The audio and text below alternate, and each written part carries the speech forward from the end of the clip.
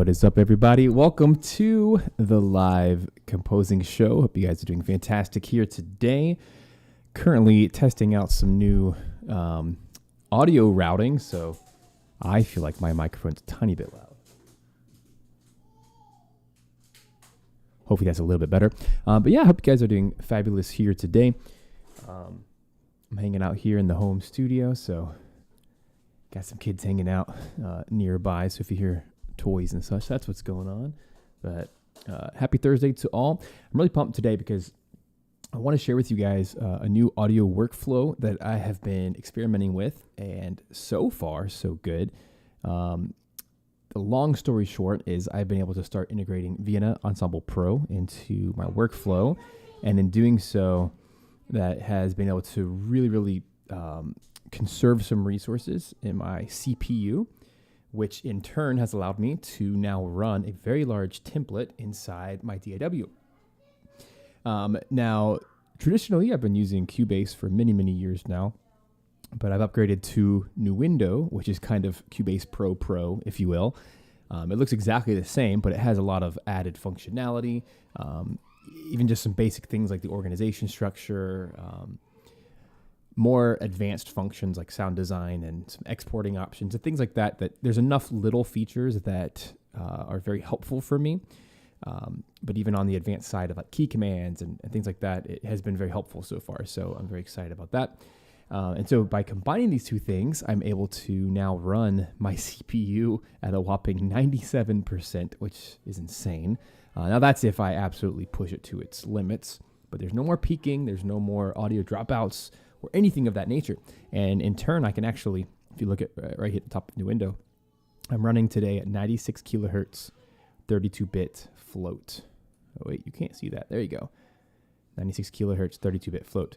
Now, I could run it at 192 kilohertz, but that would just be so overkill in the storage aspect because my clients, they need 48K. And so by choosing 96, it is exactly double 48. So if I ever needed to do any kind of pitch or like transposition, pitch alteration, or speed, those types of things, tempo modulation, I can do that without getting any artifacts, which is really nice.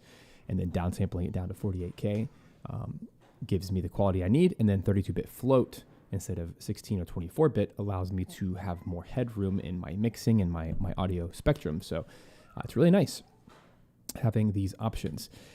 But for my session itself, 96K, 32-bit float is what I'm rocking here today.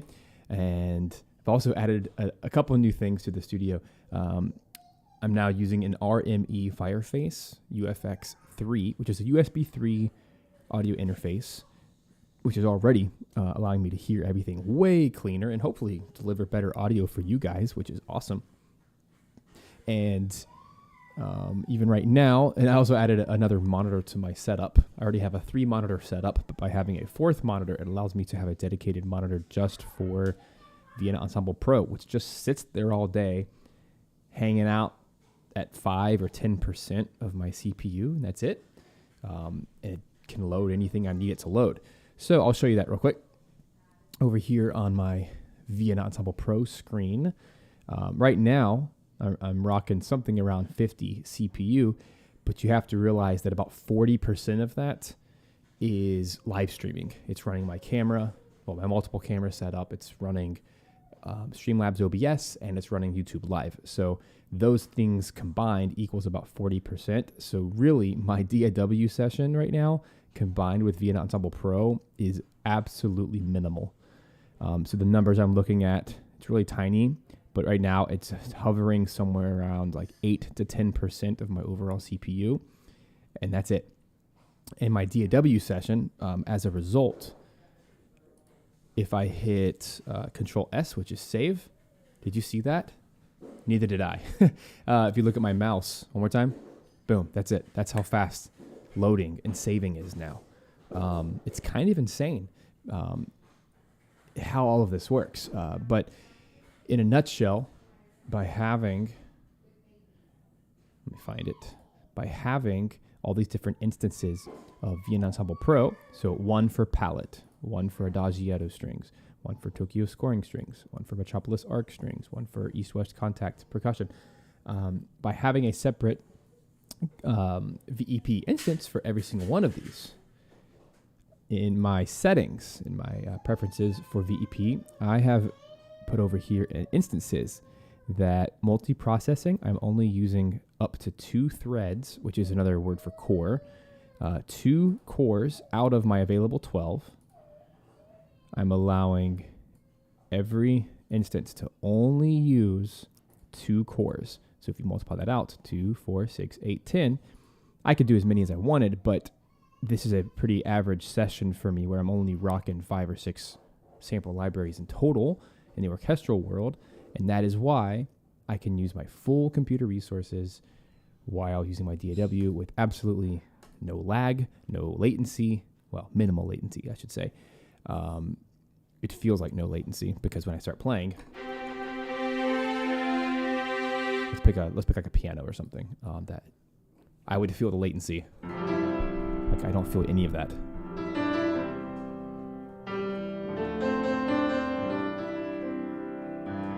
So nice. And again, 96K 32-bit float on YouTube Live. What is this? A couple of days ago, I actually did a stress test.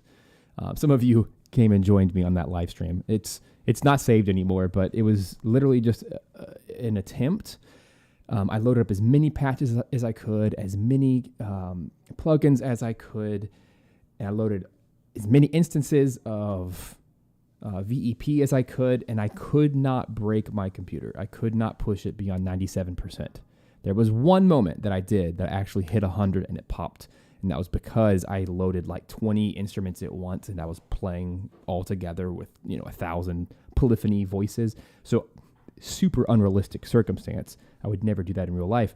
But that's my point is, yay. I was able to really expand my options here, which is awesome. Yes, Nuendo. You can see it right here. It's super tiny on your screen.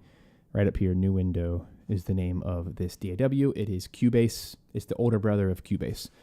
I am shocked that more people don't talk about Nuendo because Nuendo was built for film scoring and game audio specifically. I've heard game sound designers talk more about Nuendo than any other DAW because it has Wise integration, which is incredible. So it actually works directly with middleware, and it even comes with a lot of default sample libraries and things that are built in. But one of the items is a game audio sound effects, a massive library. So they're really trying to push this for game audio. And I love everything that Steinberg is doing right now. Big fans. There's something about that German engineering. So many things in my life are German right now. The 2 game developers that I'm working with right now are actually German companies. So it's just funny. And I just bought a German RME audio interface. So there we are. Germans are taking over in a positive way, I should say. In the audio industry, they're very, very present. Okie dokie. So what are we doing today? First of all, I'm going to try to not peak with my microphone. I'm watching my levels. I'm trying to be careful here. Well, we're doing Sea of Stars, finally. And let me take a moment because I just kind of plummeted through some explanations there. I want to say, hey, what's up, Ethan, Matt, George, Jonathan, Robin, Mygo, Ian. Oh man, lots of good questions. George says, "Hey, just wanted to say that I received I received a distinction for my master's degree in composition and sound design, and your videos were a huge help. Thanks for what you do for the community." Oh, that's so kind of you. Thank you, sir. Glad you're here. What else you guys singing? Ian, I do not use Dorico, but I am strongly considering it. I've been using Sibelius for many, many, many years. I'm still on Sibelius 6. I never upgraded because I never needed to. Because sheet music is one of those things that it doesn't ever change. But the workflow, I imagine, could change. And I've seen some features recently in Dorico that might actually be super nice for more speedily converting MIDI into sheet music for live orchestra, choir, etc. So maybe I'm actually about to do another big session, or multiple sessions, I should say, in a few months. So within the next few months, I'm going to be doing a lot of sheet music. So maybe I'll look into it. But it seems that as much as I like Steinberg, it doesn't seem that Cubase and Dorico connect. They don't seem to have any functionality of like export to Dorico, import to Dorico, aside from just generic MIDI, which I could do just fine with Sibelius. And the thing is, at the end of the day, I know Sibelius like the back of my hand, so I know all the functions I like to have in there, everything. I have my presets and everything, so to relearn a new software, I just don't know. Maybe. It just depends on how much time, like what's my crunch time at the end of the day. If I have some time to experiment, maybe. And yes, Ian, great point that, what'd you say, Sibelius? Okay, so you said you had a 30-day free trial of Dorico. Cool. Well, in that case, I might just try it. It's more about the time than finances, for sure. But anyway, thank you guys for being here. I'm excited for today because Sea of Stars. So if you were here with me about a year ago, we were going to do a Sea of Stars live stream, a live composing stream like this, but the game got delayed by a year. But I'm so excited that next week it releases on all the platforms, including Steam, Nintendo Switch, PlayStation, Xbox. And there is a demo right now on Steam if you want to play it. And that's what I did. So I actually opened it up, grabbed some footage, which is my favorite way to prepare for these because then I can go into the options, turn down the music to 0, leave the sound effects on, and then I'm left with something like this.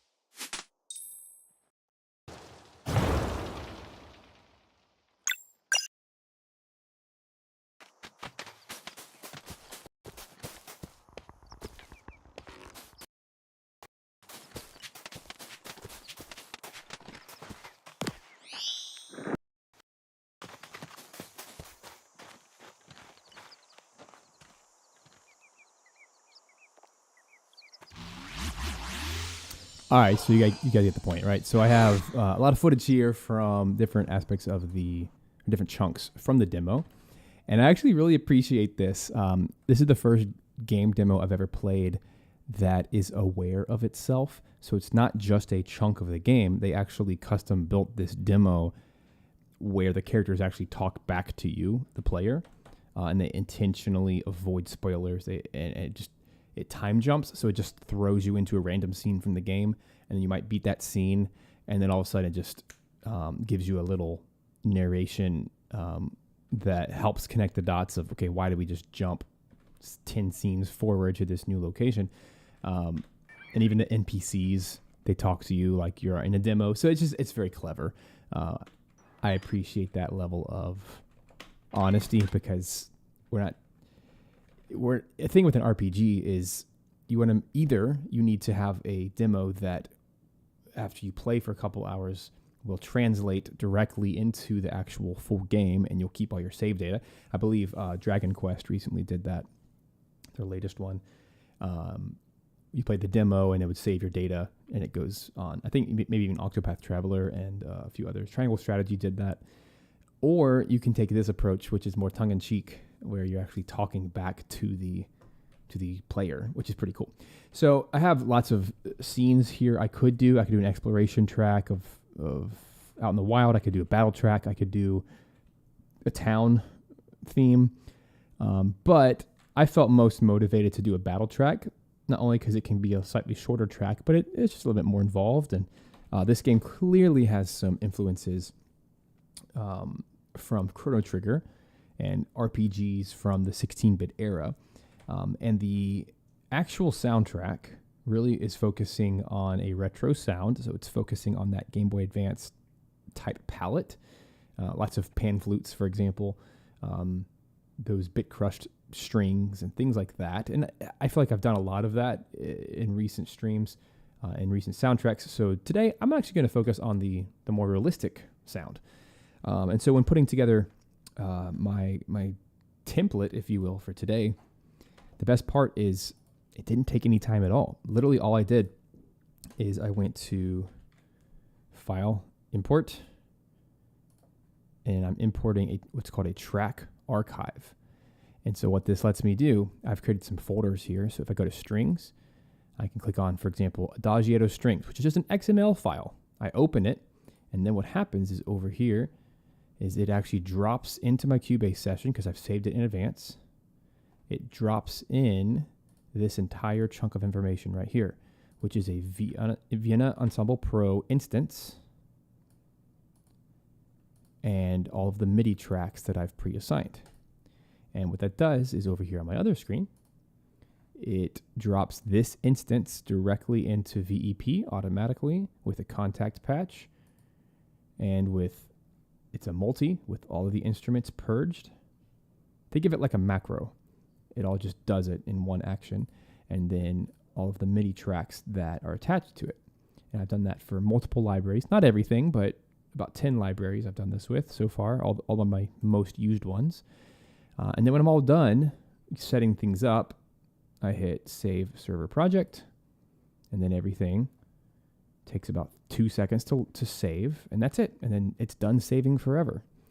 And now, moving forward for the rest of today and the rest of this session, whether it's multiple hours or days, whatever, if I hit Control S to save, it's done. That's it. And now my Cubase or Nuendo session is now just a few megabytes big because it's just holding all the MIDI data and plugin data, but there's not much of that in here. So yay! It's a huge win. Now I can start writing so fast. And so what I did is I went to this little battle section, found a tempo of 164, and I started off by writing this little idea in 4/4 time.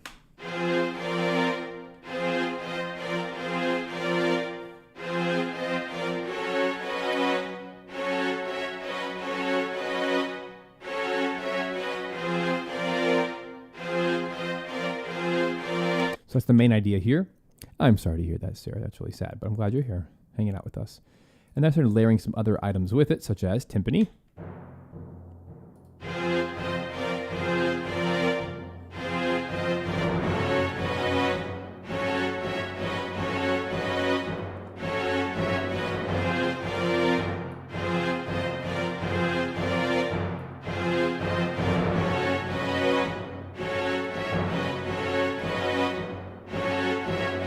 Increase the velocity of those timpani hits. They're a little soft. All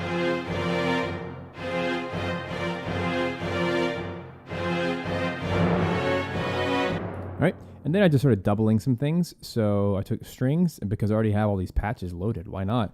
I doubled it in woodwinds and strings, woodwinds and brass an octave higher.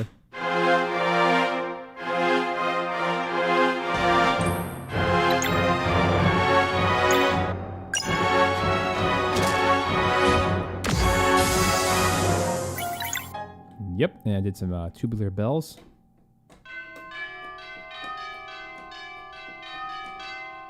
And this is a palette from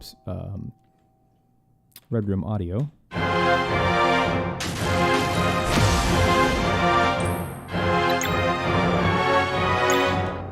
Then also doubled this in the low strings down here. Yum, bum, bum, bum, bum, bum, bum. And so this is Metropolis Arc.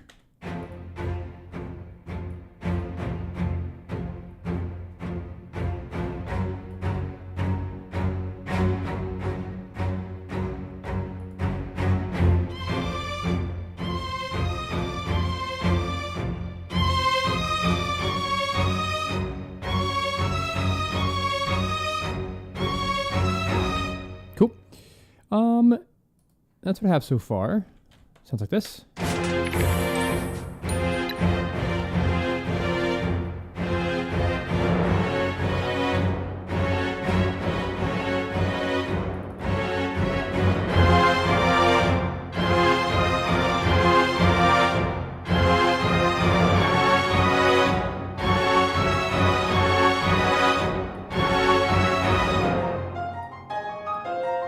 All right, and then I want to get a little bit fancy, Mitsuda style.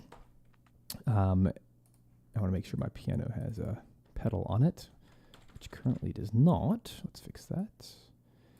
And I just felt like doing something with an odd time signature. So I'm doing 986848, 986848, back and forth, back and forth.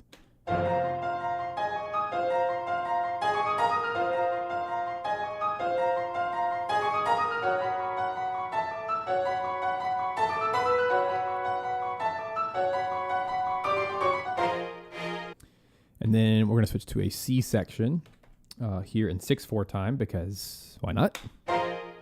This is all just purely sketch at this point. 1, 2, 3, 4, 5, 6. 1, 2, 3, 4, 5, 6.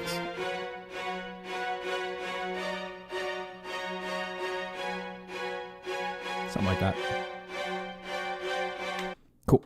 And then D section. This is not even fully organized. But that is kind of the track we're going for here today. I do feel like to really be in the style that we need some, possibly some electric bass. So let me pull up a fresh instrument here. Oh, what's the thing called? I am drawing a blank. Ample Sound, that's what it's called. I think it's the Metal Eclipse, if I'm not mistaken. Which is a really nice electric bass. And because I'm not using any resources inside my DAW right now, I could still load a ton of sample instruments in here with no issues. Which is why I like having all these MIDI channels routed to the EP. Which is really nice. There it is, yep. Oh no, that's the guitar. Whoops. All right. Which one is the Metal R or Hellraiser? Let's find out. Now, those are just going to take time because they're massive patches, no matter how I slice it. There it is. There it is.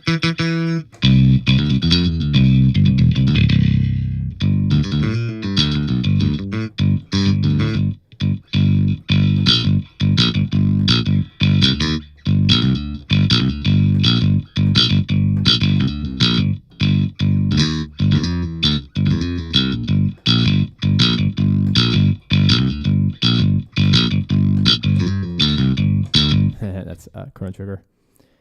Ding ding ding ding ding ding ding ding ding ding ding ding ding.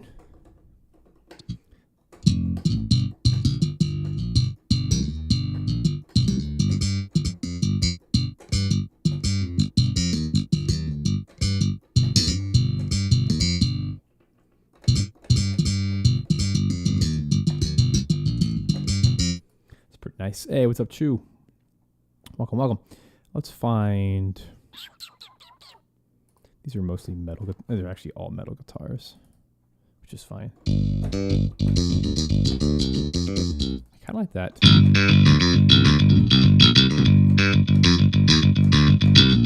There's too much distortion on there to me for this occasion, but I can turn all that down.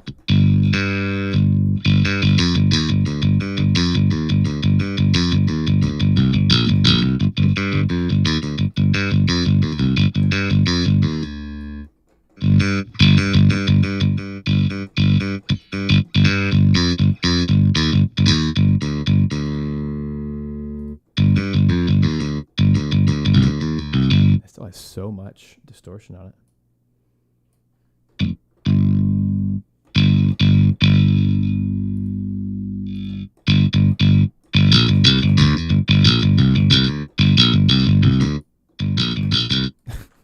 I don't use this plugin enough to know where all the settings are. There's definitely some nasty buzz in there.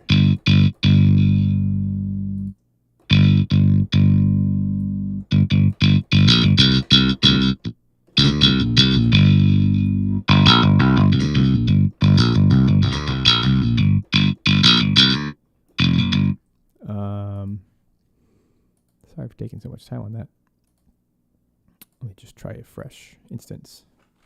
Might just be the way it's recorded. Anyway.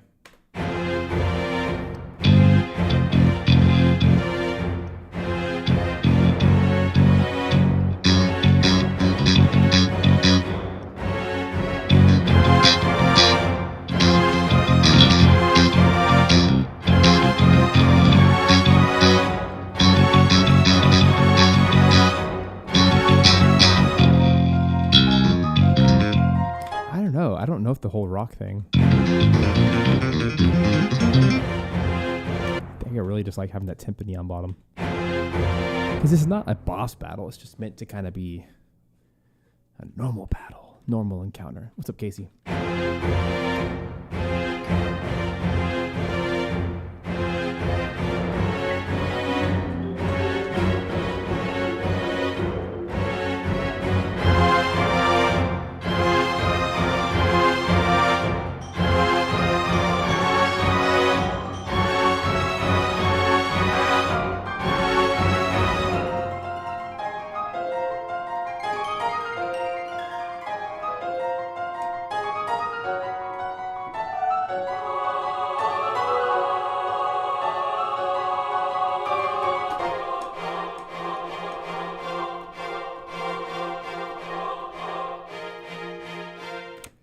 So pardon me here, but I'm just going to jam. I'm just going to write some stuff. I hope you guys have some fun with this process.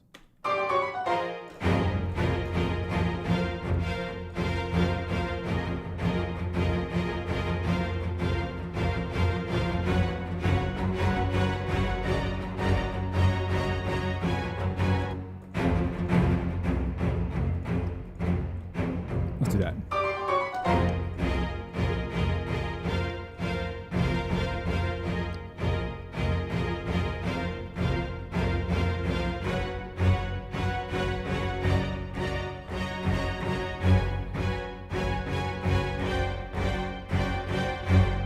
So just a half step.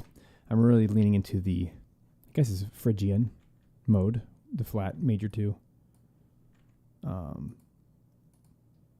Everything's eighth notes.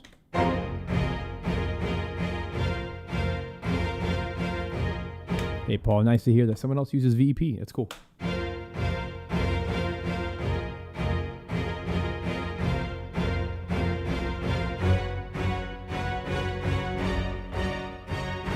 I meant to say hi to Casey. Hi, Casey, if I didn't say hi.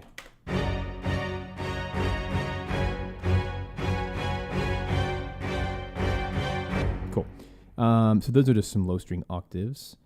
But now I want to grab the violas in the middle.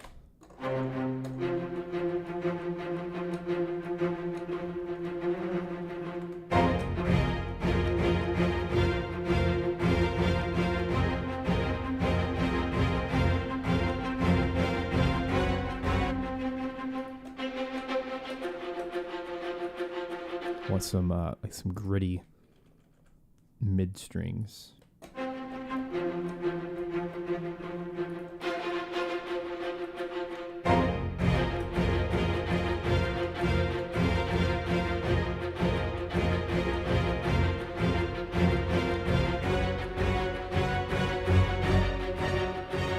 What if I should do the fifth?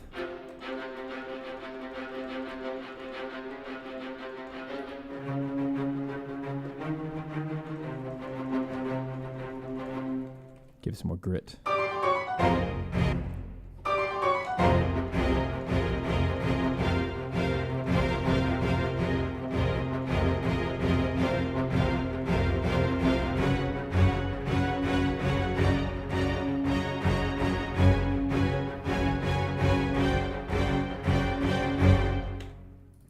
What we can do is this.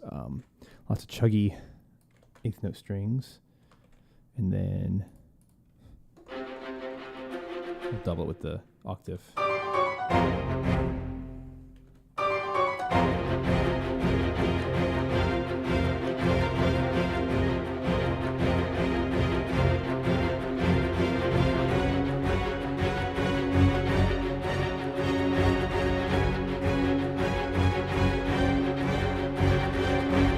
want to do some triplets, actually. So it's going to be eighth notes,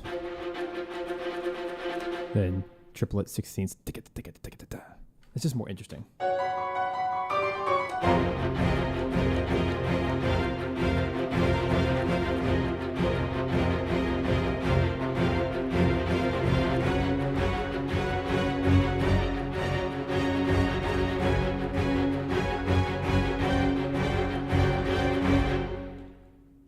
So let's get that in. That's pretty cool. I'm going to use my invert function here, where I'm going to select everything that's just the triplets. Goodness gracious, where are they? They should be at the end of each. So here's what I do. I'm going to select just that last beat of those sections there, and I'm holding control the whole time.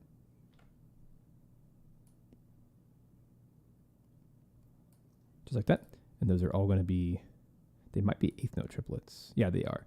Eighth note triplets. And then I'm going to use my inverse function, which is a key command within Cubase. And then it selects everything I didn't select. It's an opposite selection, and I just do eighth note, and then boom, now everything's quantized.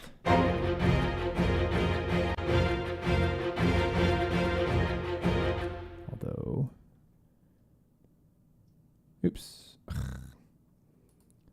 silly me, did not do all of the quantizing. I missed some. Let me look one more time. It's 2 full beats. But 3 whole beats because we're in 6. I just didn't do the math right. We're in 6/4 time, not in 4/4 time. Counting, you know, being a musician and all.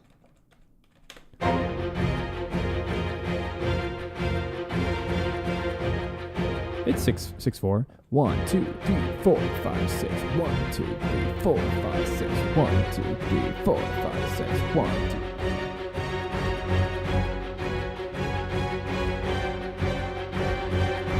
Sounds really good.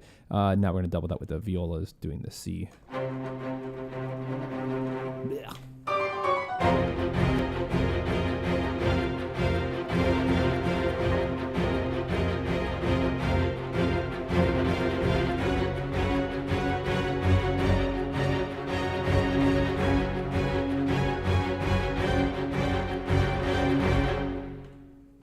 You know, I'm just going to be lazy and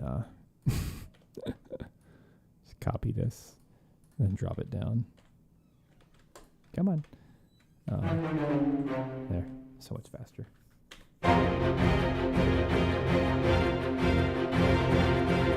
Those violas are not snappy enough for me for this track, so this is the beauty of VEP. I go over here. I'm going to hit... I created a key command. So all I do is hit one button, and then it automatically loads the exact patch over here in VEP. It's an incredible function called raise instance inside Cubase. Anyway, what am I trying to find? Right here, because this is my one sign patch that has everything in it.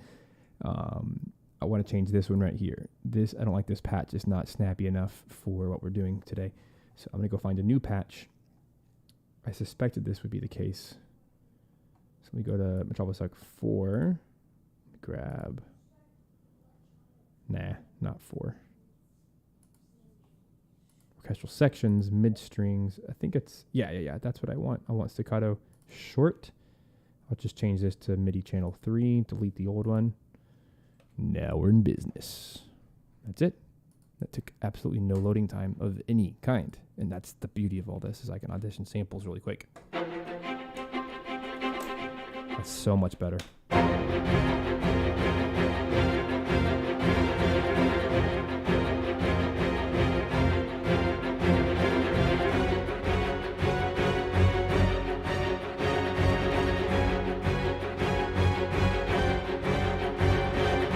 All right, now this whole nonsense, this is just my sketch.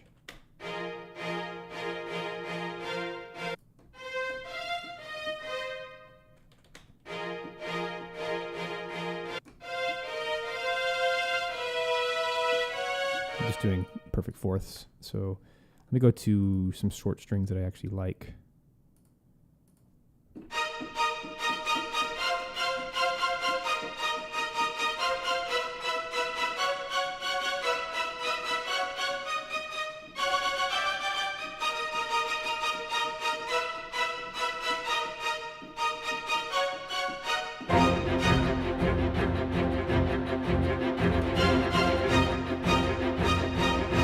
That sounds like a normal battle now.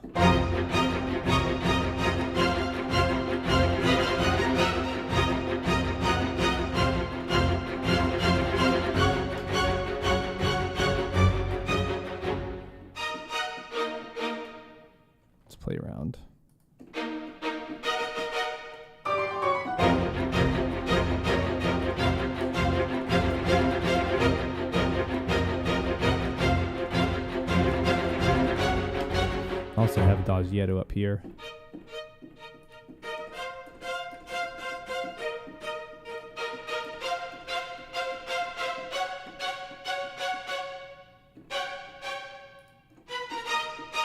I like the octaves.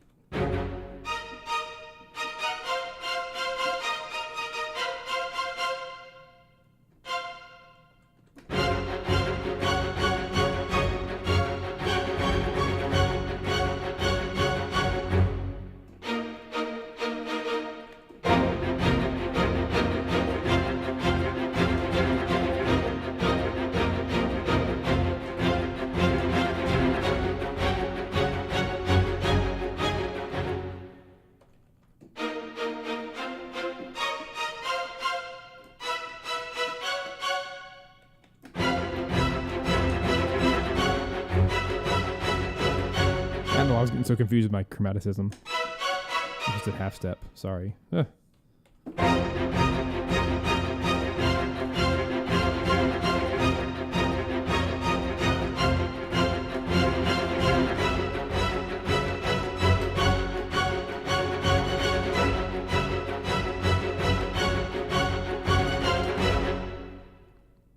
I want to do that at the end. These are all eighth notes. Yeah, I've been playing a lot of Chrono Cross lately. So Mitsuda's style is very much in my head. And he loves perfect fourths. And he loves changing, modulating by half step. So this is very much in his alley. And he, by the way, he has written some music for this game, which I'm so excited about, to hear some modern Mitsu-san.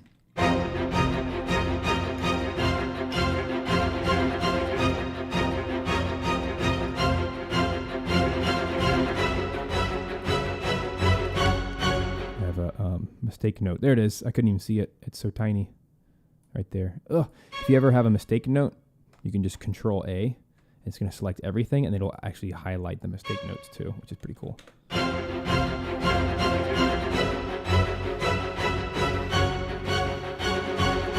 We need some brass here in the background. Yeah.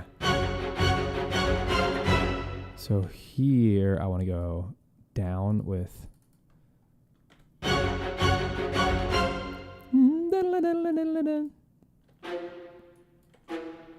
everything goes down by half step just to give some like propulsion. Ah, but violas are stuck. Maybe they can stay the same. Because we're playing low F sharps. Yum bum bum. They can do it.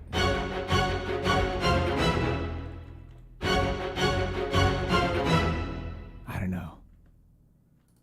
I don't like it as much. There's something about staying still.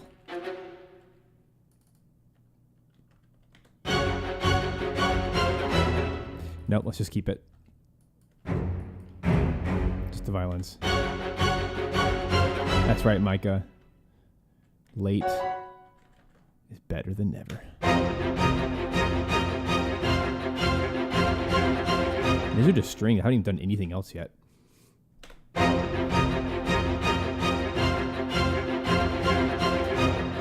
Gotta have. What the heck key is that? I don't even know. F, I think. F sharp. So let's get some.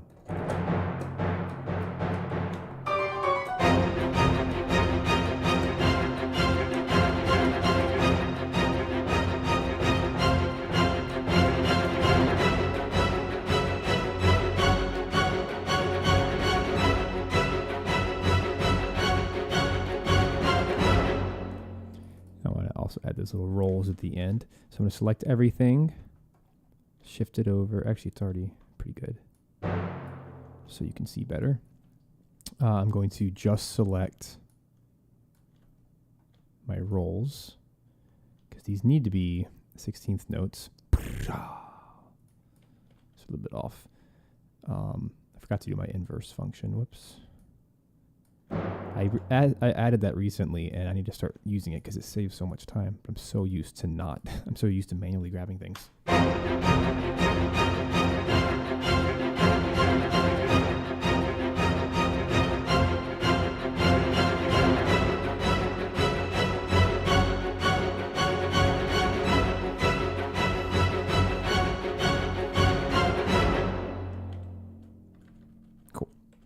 And look, it saves in 1 second. It just makes my heart so happy.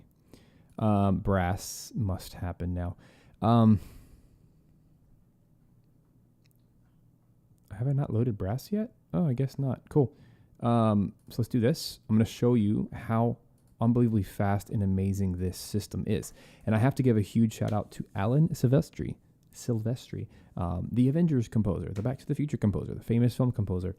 I recently watched a YouTube video where he was explaining his process of how he works in Cubase and Vienna Ensemble Pro. And I had never seen anyone do this before, but it's just genius. And this is the way that he writes, just like this. Watch. He's in the middle of writing. Oh no, I need French horns. I need brass, right? But I don't have time to load everything up because I'm going to lose my idea. So he goes over here, hits his key command, goes to his brass folder, and I'm going to put in Tom Holkenberg brass because I've already have everything preloaded, just like that. Hit OK. And then what it's doing over here is just loading in Cubase. Dang it, it happened so fast, I didn't get to show you. That's how fast it was. Boom. And then the whole thing's loaded inside Cubase and not in Cubase, in VEP. So now if I switch my screen back, it's that fast. If I go over here, you can see my VEP instance right there. I am going to decouple it, so therefore all saving happens inside VEP, and now I'm done. And now if I hit save, it's not going to save my preset. That's what I want to be aware of. And that's it. So let me move my brass up to where brass typically live, which is above percussion in the orchestral score order. I like them, everything in percussion, or everything in score order. And now everything just works. Oops, I'm in the wrong range.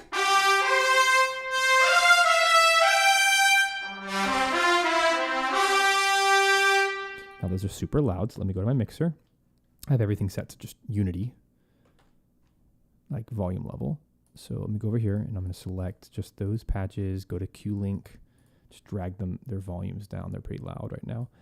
And then I'm also going to go to my VEP server here, and I'm going to send to my global reverb, which is just one reverb track right here.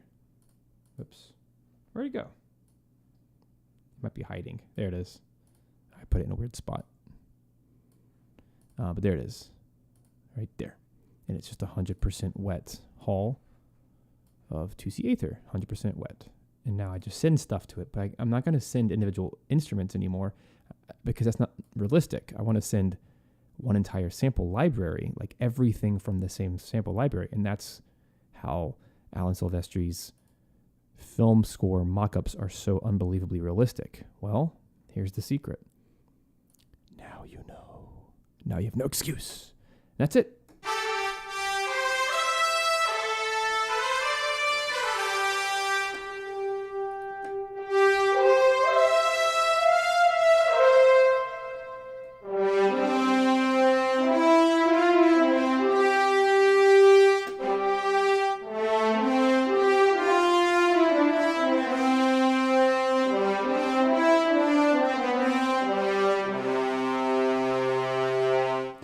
Now, I don't know if I'm going to do anything. I'm going to edit this right now. Horns 1-3. Horns 2-4. I wasn't planning on doing this, but I need 2 horns. So I'm actually going to change my MIDI channels to 1, 2, 3, 4, 5. No template is ever done. It's never perfected. Always working on it. So back here in VEP, let's make sure that it is not saved. Because over here, let's go to my VEP screen. So this is real life right here. This is me, like I'm making a new template. I'm going to go over here and I want to just add another horns. So go inside here, That way I can have 2 of these suckers. I'm just going to double click. It's going to add the whole thing. And now I'm going to change my order. This is now going to be number 3, 4, 5. And now everything's automatically sorted in order. Good to go. No issues. I have every articulation sitting there waiting to be used. It's a glorious, glorious day. But I have to also go to my mixer over here and just create a new horns here. Uh-oh. I made a mistake and should not have pushed that button. Sometimes it gets confused whether I'm trying to do shortcuts in VEP or inside Vienna. But anyway, so that's horns 1, 3. This should be horns 2, 4. And the MIDI channels should correspond. So I'm just going to redo my MIDI channels right here. Hit Alt.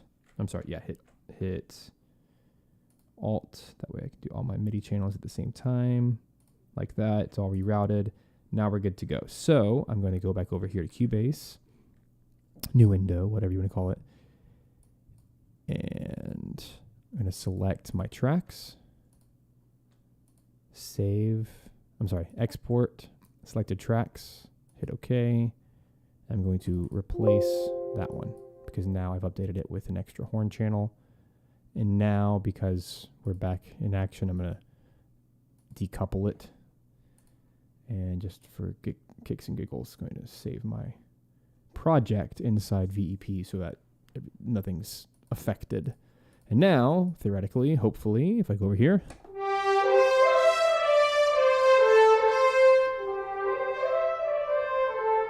yay! It's now a separate patch. I like that because now I can do octaves.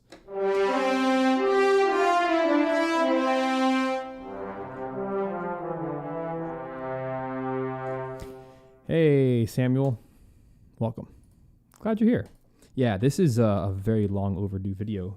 This is something I did this many, many years ago with VEP, but I didn't like the way that I had things routed. But now that I'm an avid Cubase/Nuendo user, that track archive feature is a game changer because I can just import sample libraries. It's crazy. So here's the real purpose behind all of that. I'd like to go into that sample library real quick. You can't see it. I mean, this is the one problem with live streaming is, I'm kind of stuck on that screen, but whatever. I can flip to it like that. I'm going to move my horns to sustains.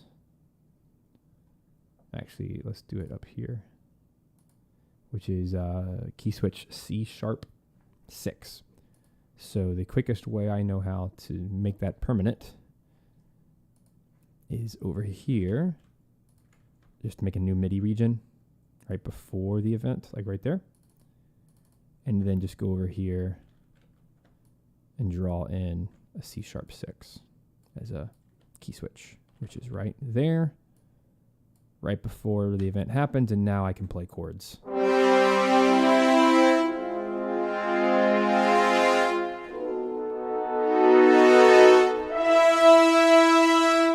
Pretty epic.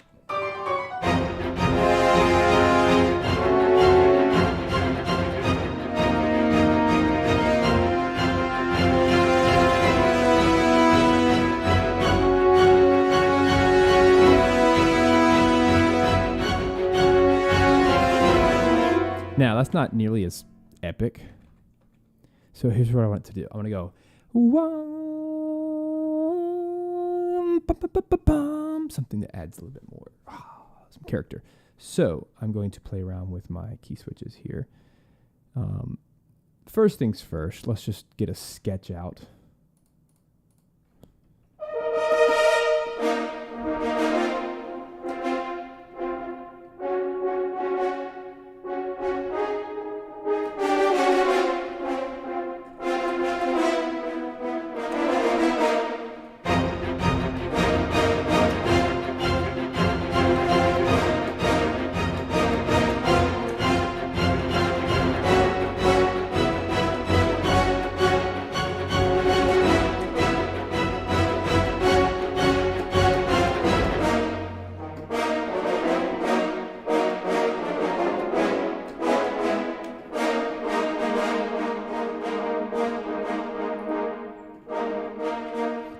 was already over by that point, but that's okay. I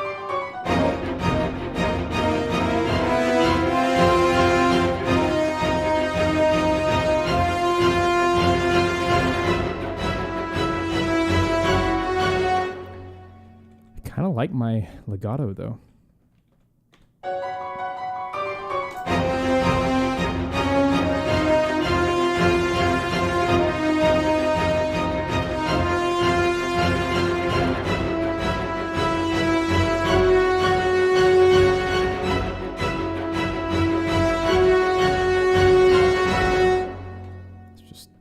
Play with that.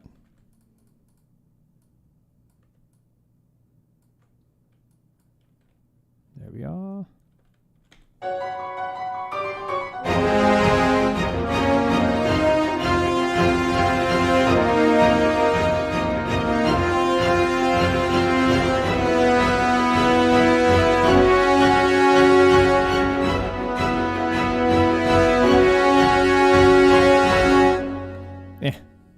I don't love it.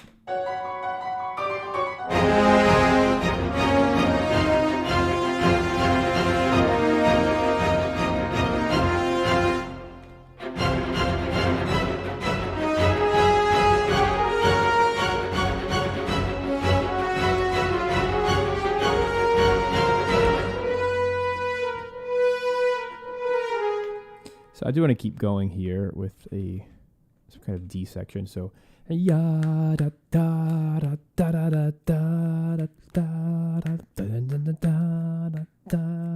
da da da. So maybe it gives a little bit more separation of pulse. So 1 2 3 1 2 3 da da da da da da. So this is going to be a proper 3/4 now, because you want to hit the pulse each time. So 1 2 3 1 2 3 1 2 3 dun dun 2 4. And then we'll just copy that.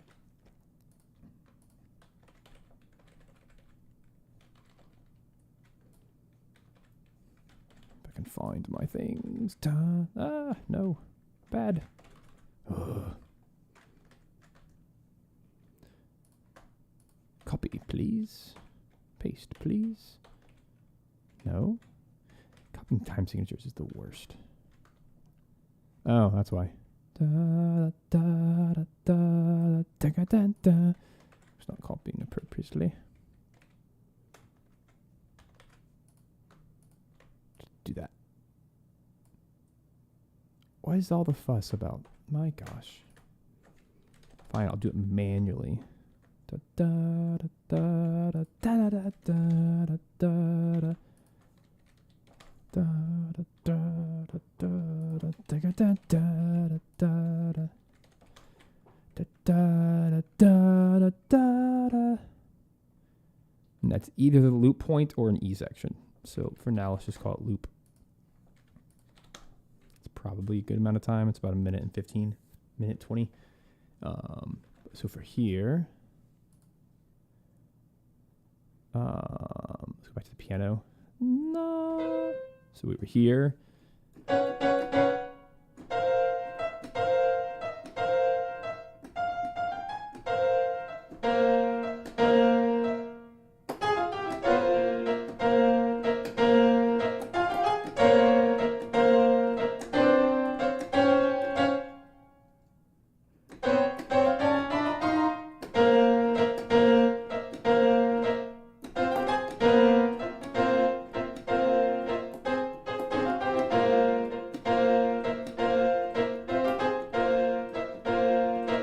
Here we go.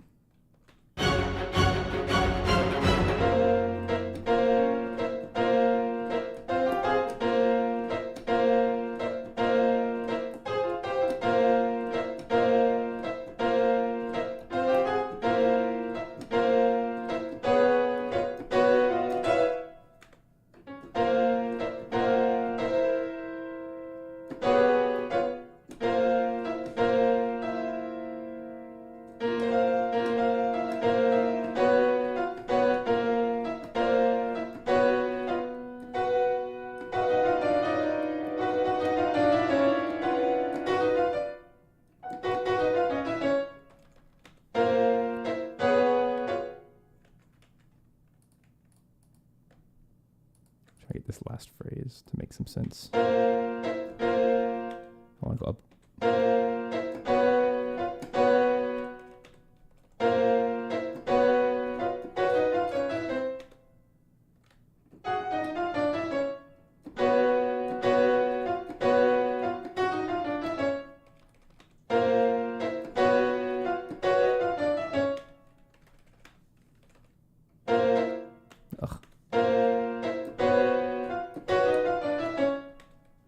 Go with that for now.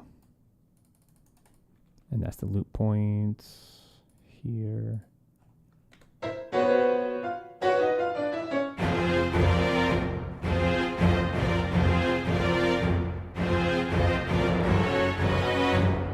Kind of Samuel.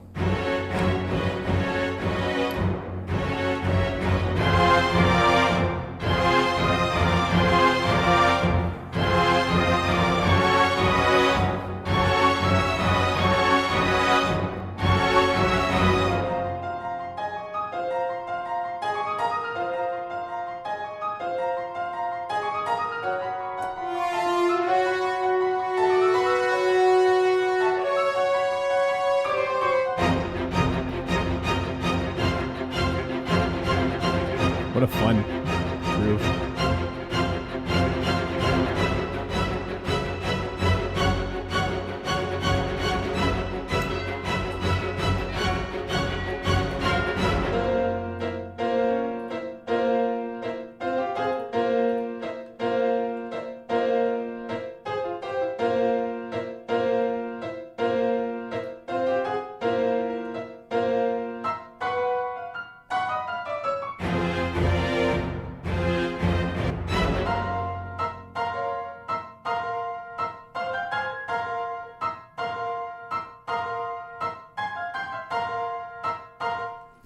That's such a cool phrase. I want to use that in strings.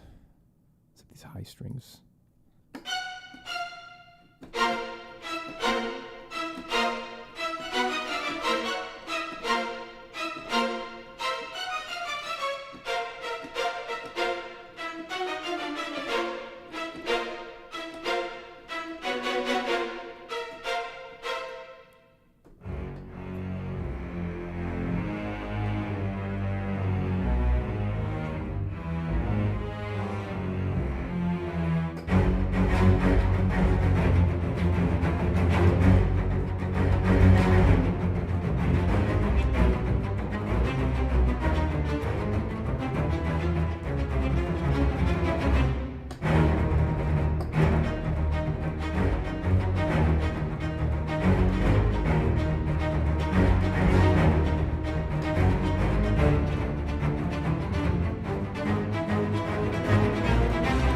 Very, very kind of you, friends.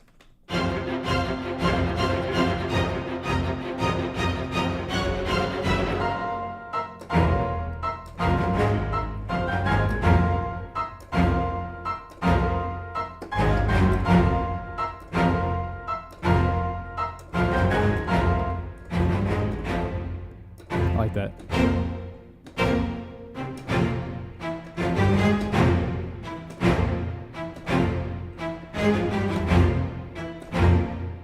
Hanging on that F minor, but it's actually a B flat 2 on top of it.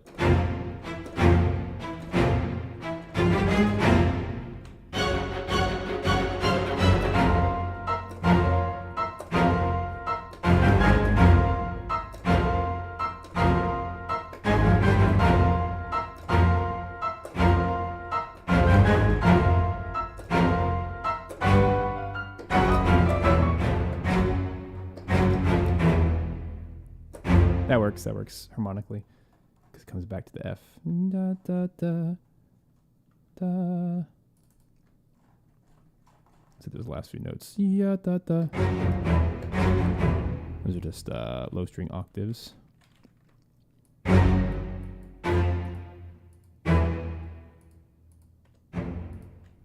Dun dun dun dun dun dun.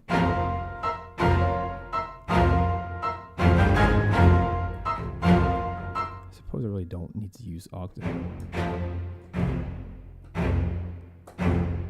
I feel For the sake of a mix, this is going to destroy it if I try to do octaves. That is already an octave patch. I'm just so used to playing octaves in my left hand. And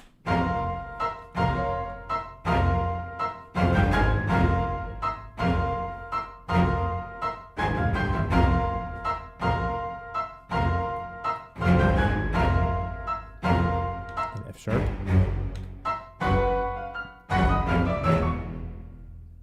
Da, da, da.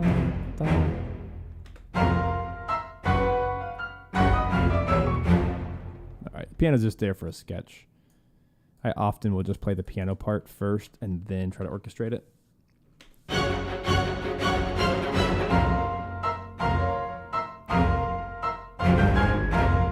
Let's go back to the I really like those driving strings. The violas kicking butt, so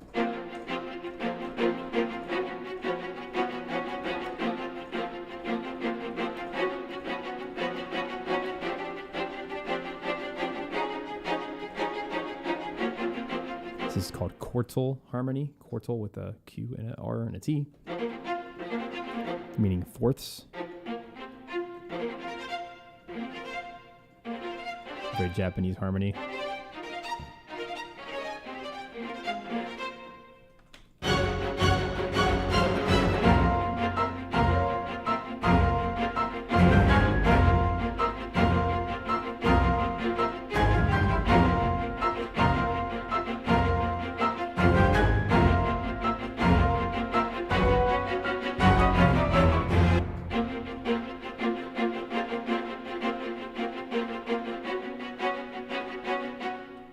Violas have never had so much fun.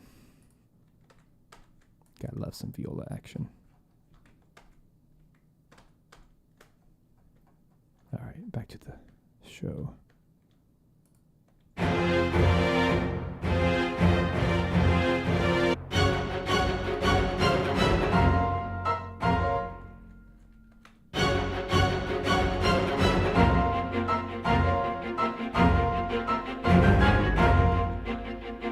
Yeah, it's not a sus chord. A sus chord would be a 4.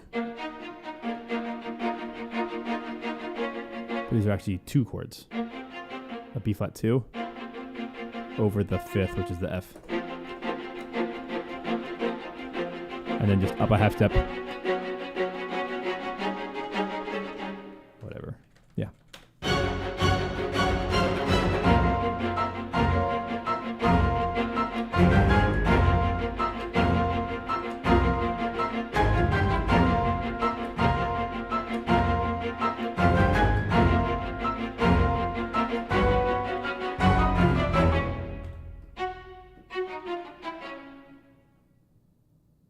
Yeah, I mean, that's just a placeholder. That piano can probably be done now. It got me this far. Yeah, I'm a huge Bartók fan. I grew up on Bartók. Oh, love it.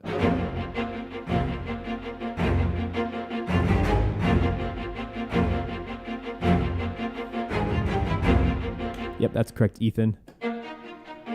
B flat sus would be B flat, E flat, F, because sus just means suspended 4. B flat suspended 4, which usually resolves to the major or the minor. But what I would consider the next level of harmony is playing 9th chords, which is a 2. Because if you were to do the whole chord, there's the C.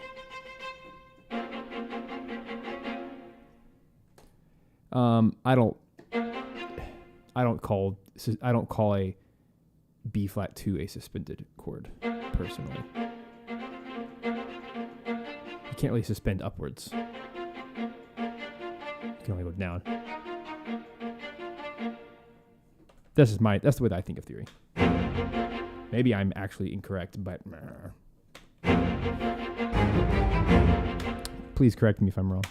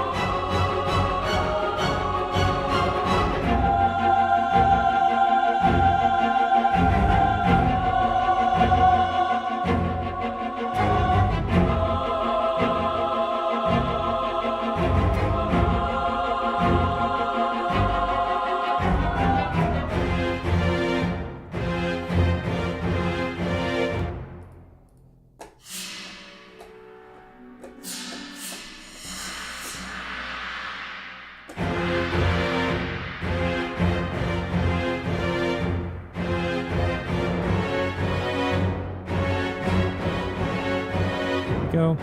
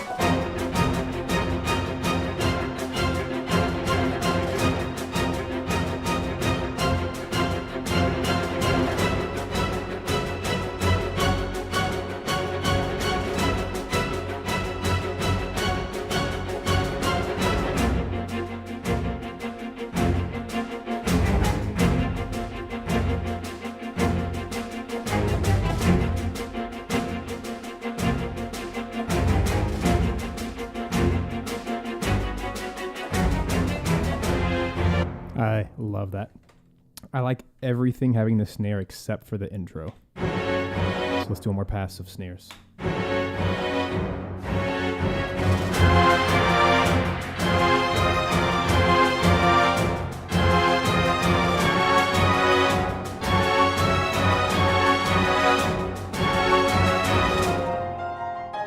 This might do like some hand percussion.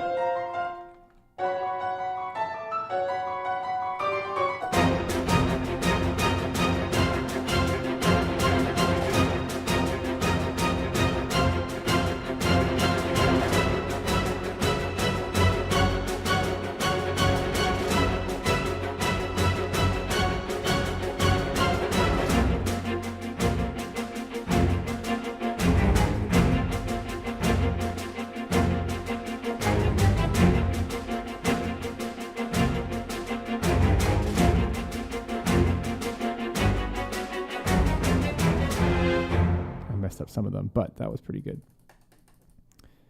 Whew. That's a lot of eighth notes. Let's clean up some of that. I want to keep it really, really clean.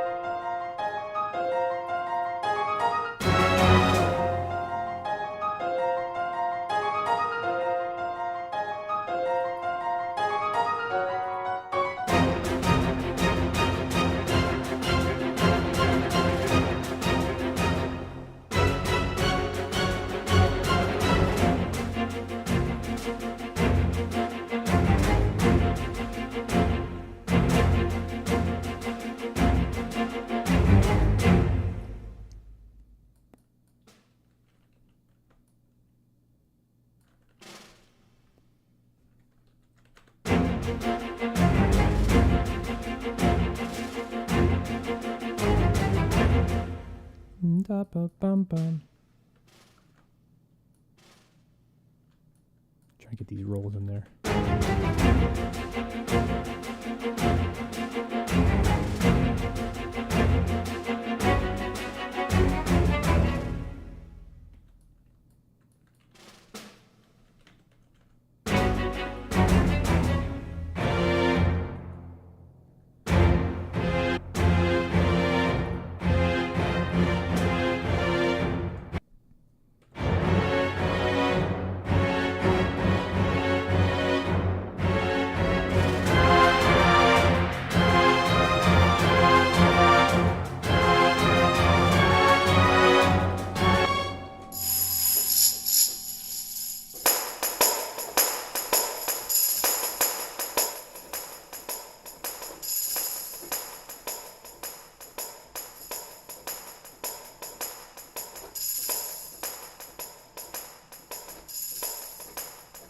Maybe some tambourine.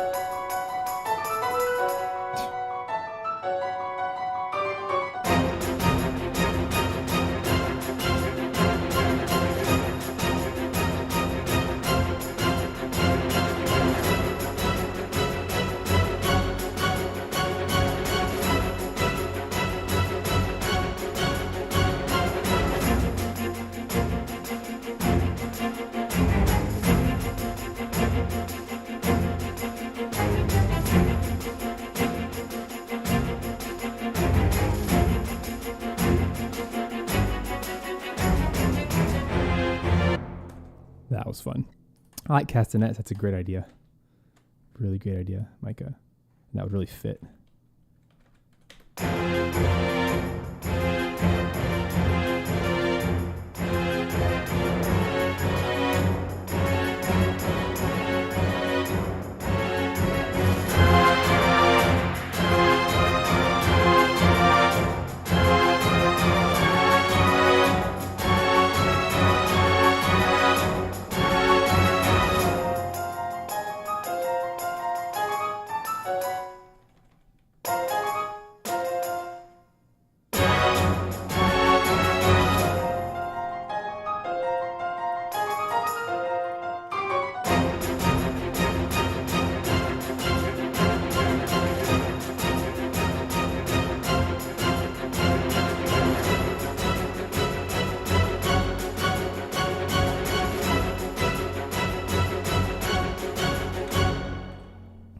All right, let's grab some castanets. I have them in this list somewhere. Let me just do this. There's such a tiny patch. I'll add it here. It's like 2 megabytes. Castanets. I have made my own sample library out of it somewhere in here. Where? That is the question. There.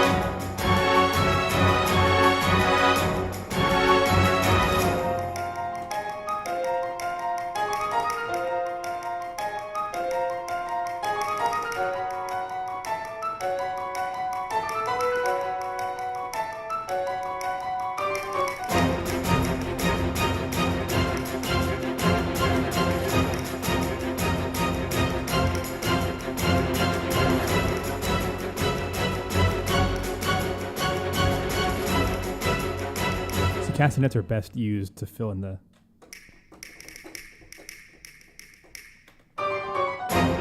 That sounds so good.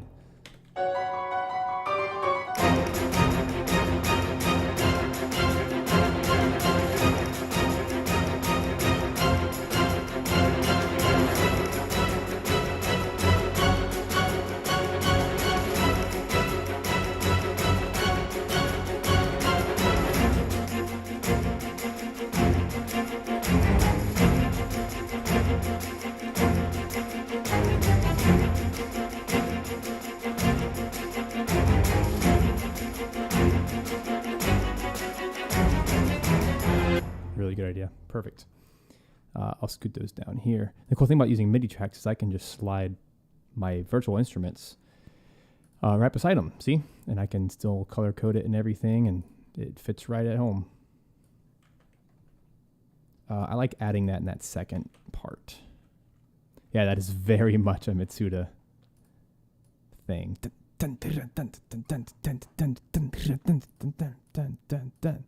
Let's see if it...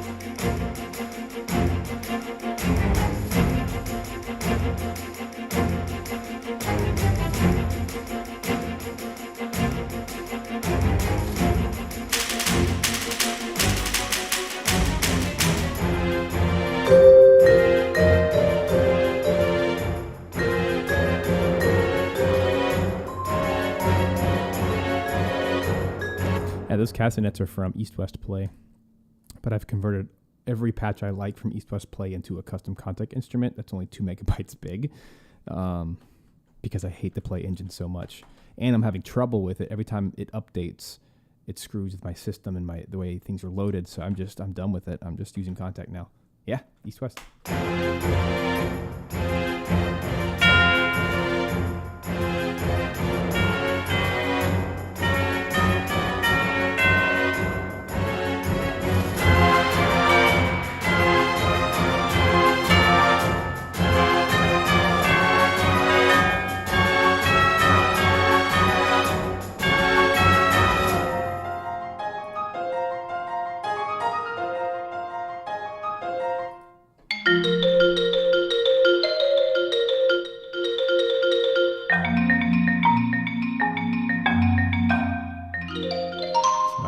The stuff ready to go, my fingertips.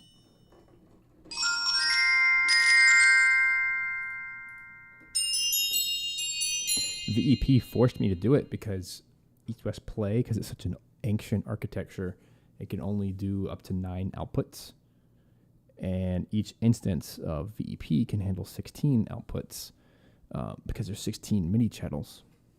MIDI, I can't wait for MIDI 2.0 to finally come out. It's going to revolutionize everything. But MIDI, because it's like 40 years old, can still only do 16 channels. Just that's what MIDI is. So you're limited by that, and I don't want to be limited by Play. So anyway, so far so good. I haven't even used any brass yet.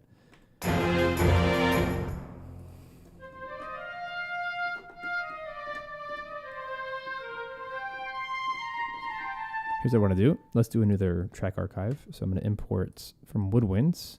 I have Sonokinetic Woodwinds Ensemble. And it's going to take just a few seconds. Oops. Something weird happened. I think it was like in the middle of an autosave or something. Yeah, it's like, back off, bro. There it is. All right. Select all, import. I'm going to flip to my other screen this time so you can actually see it in action in case it's too fast. VEP. So a new instance on the right will show up and it'll be purple. I have color coded. So here we go. I'm going to hit OK. There it's appearing, it's populating, and it's also populating in Cubase at the same time. Just depending on the size of all the samples and stuff is how long it takes. But some of these have taken up to 30 seconds like that. Others do it instantly, but there you go. Now all my Woodwind stuff is loaded. And so go back. First thing I like to do is decouple it. That way, any changes I make today are not screwing with the actual template. But Woodwinds, they will live way up here. Let's drag them up top. The only reason I'm not moving them above Symphonic Sketchpad, this is literally a sketchpad. It's just there to kind of, I don't know what of those sounds I will actually keep. Oops, I didn't drag all of them.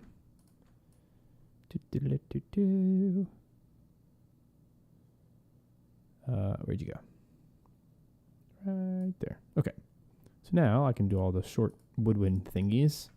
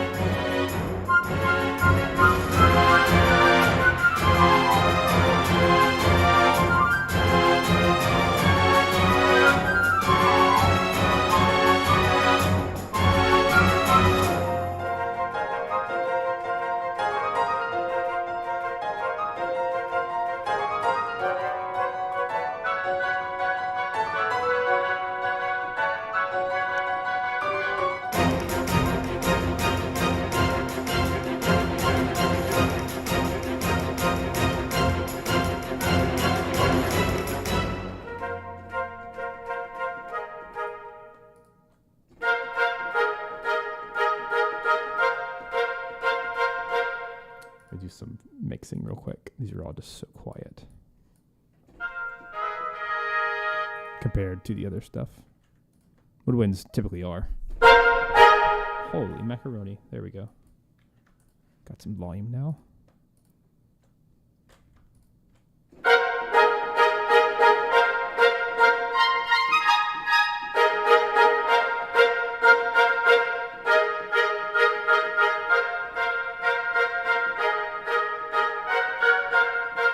I want to double those strings.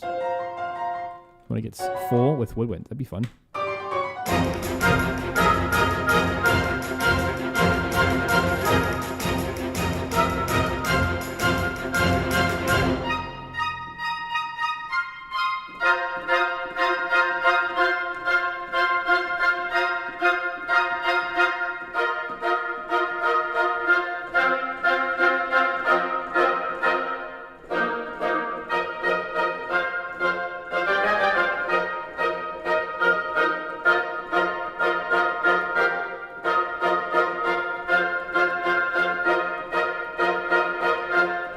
I'm going to spread these out.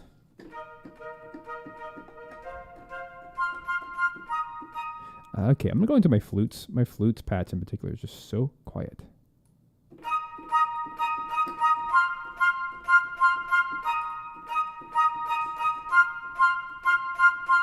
And before I forget, let me save my project within VEP because I added a new instrument. I don't want it to get all screwy later.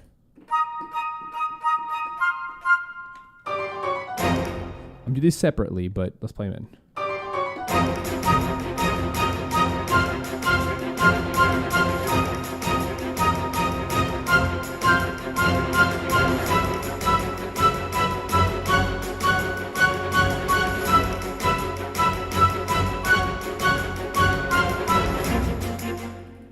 That's really nice. I like that a lot. Just a nice little color. I can turn the back down a little bit now. Don't need to be so loud. I'm just doing that within VEP. It's weird because I now have 4 screens, so you guys can't always see what I'm doing.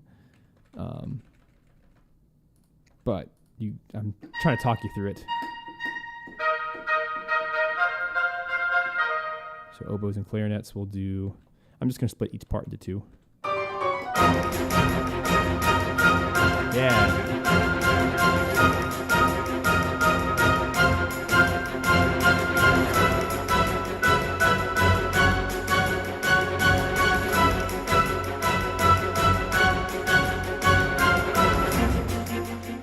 Oboes are too loud, shockingly. But oboes, they have just a certain tone about them that they can be obnoxious if they're not just settled. Hey, I love me a good oboe, but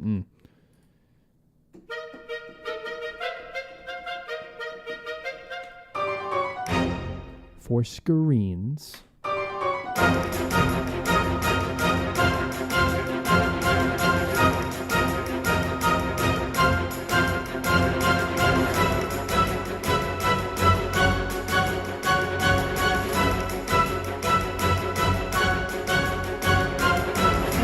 If I didn't do live streaming, I'd only need 3. 1 for my mixer, 1 for the main session screen. I think everyone needs 2 monitors if you're going to do music. You have to be able to see both of those at the same time. I originally had a third because I was doing film scoring, so I had to have a third screen to actually see what was going on. There's nothing worse than having like a video over here in the corner blocking features, but I would throw that up on the other screen with some folders and whatever. But now with VEP, there needs to be a dedicated monitor for that. That way I can just make a change. I'm not having to constantly cycle between tabs like this all day, every day. That's just miserable. Been there, done that, never again.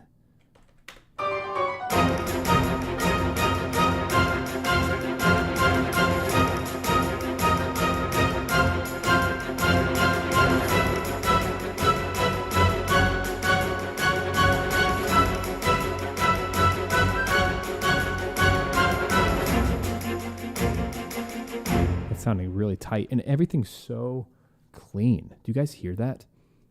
Something about this routing process makes everything so clean because I'm now routing full libraries into one reverb send. and that one reverb represents the whole orchestra of my whole template. So it just, this process, whether you use VEP or not, is forcing me to think very cleanly with my routing, my EQs, and everything just fits so nicely. And obviously having 32-bit float also just gives me way more headroom to play with. And this, you could convince me that this is a real orchestra. You really could. Let's get the bassoons in. They need to be playing their little Fs. Bassoons do really well when they double strings, especially like short strings.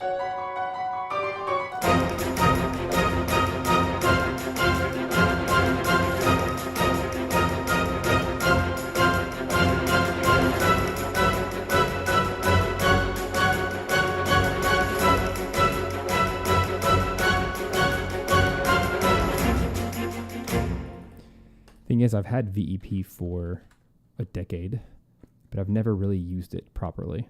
But once I did some research and really dug into it, it is now the fastest possible way to write music.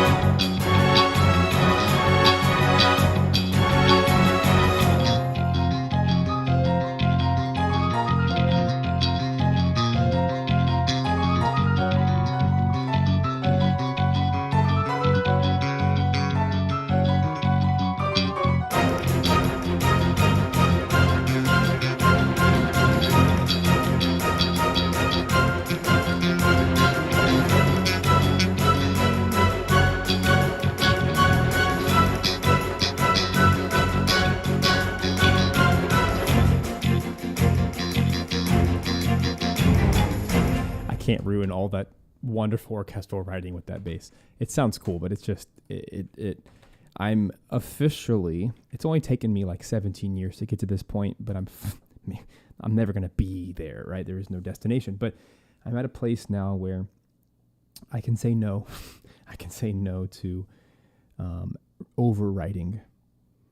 Part of that, especially when you're writing orchestral music, it's okay to have a timpani and let that be the percussion. Let that be the low end, right? Especially when you double that with some low string hits, some bassoon shorts, and that kind of thing. And having just a little bit of percussion like the snares and the castanets. The reason I can hear everything is because everything is kind of taking up one little lane within the frequency spectrum.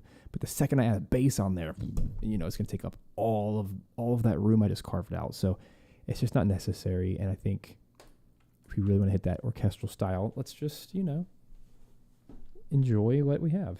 All right, so these were my sketch strings, and they're not great. So let me copy this and put it into something else. Let me make sure it's actually getting all the chunks. This was just for geeks and giggles. What would even sound good? It's like a marcato string, which I don't have. It's not a long string. It's like a medium long. I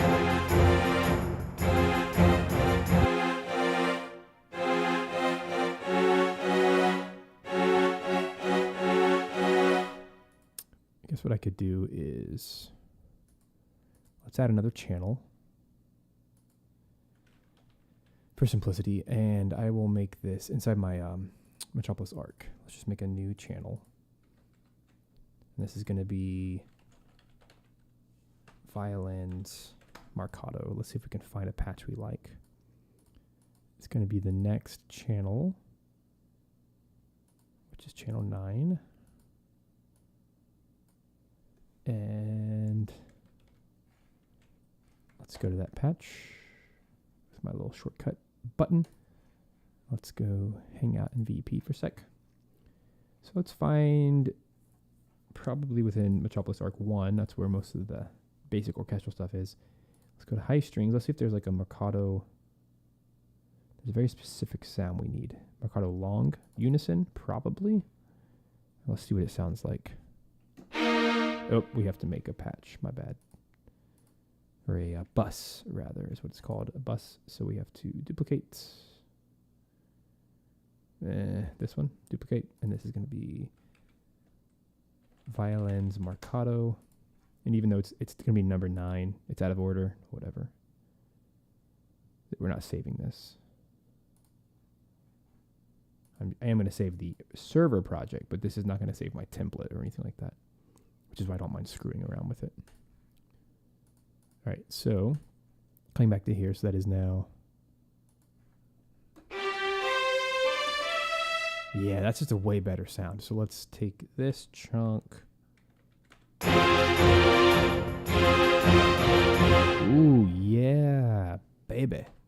That's what I'm talking about. Sometimes it's choosing the right articulation.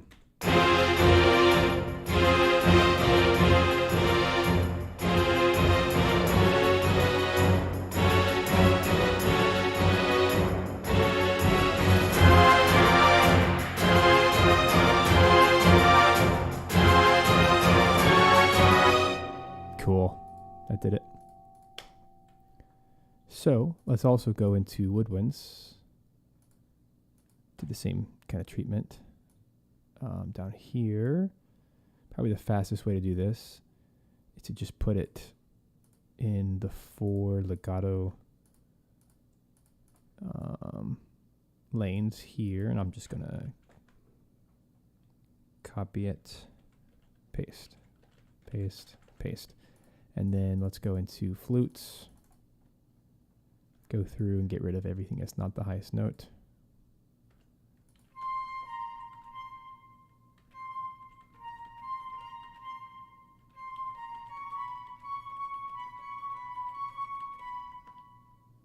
And do the same thing for oboes. Go to the second note only.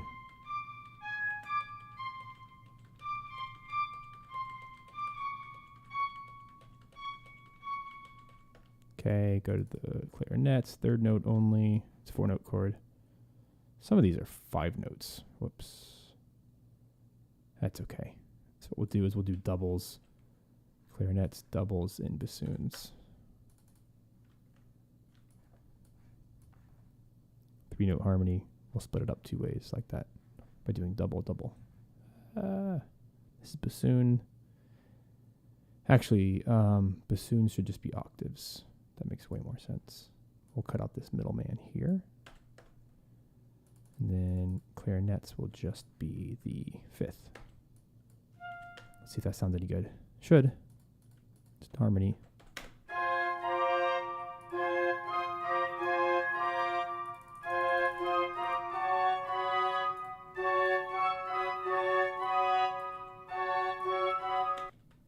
It's too high for bassoon.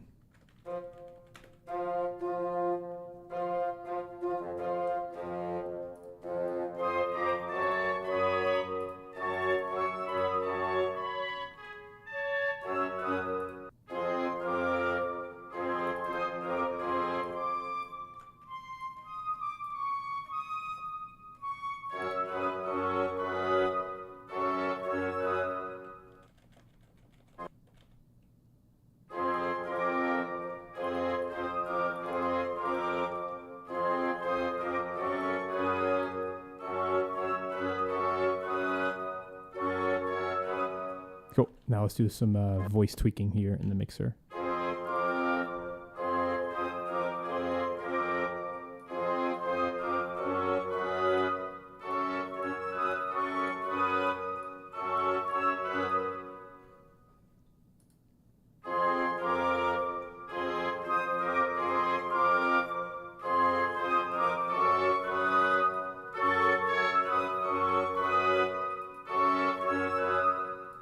Cool, that feels good. Stair step volume.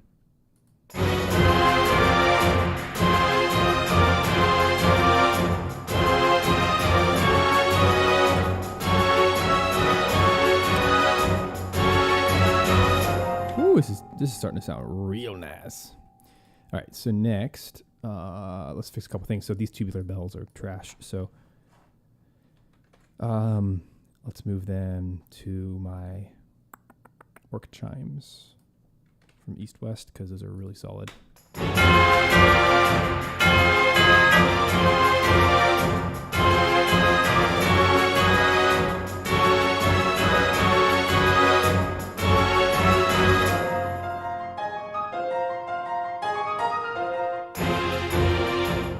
Let's also move the timpani. Timpani's okay, but I think the east-west one is better.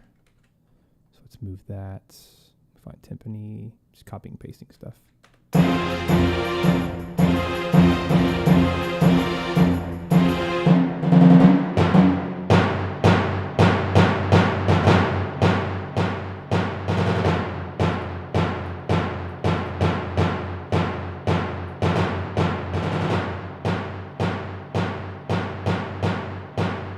Nope, I take it back. I like the other one better.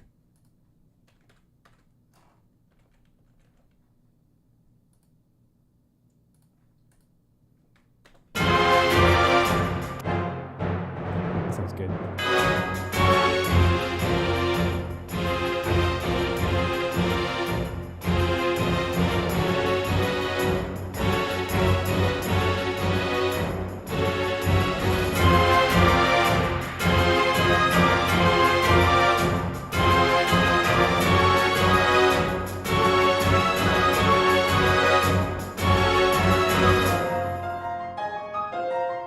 All right, so far so good. Now let's move it to this piano part. I'm going to move it to probably marimba. Let's see what that feels like.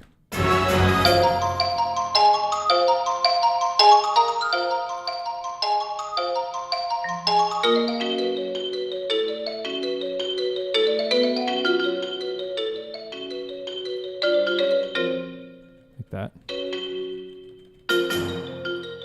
Probably another board instrument like xylophone, 1 octave higher might be nice, doubling it.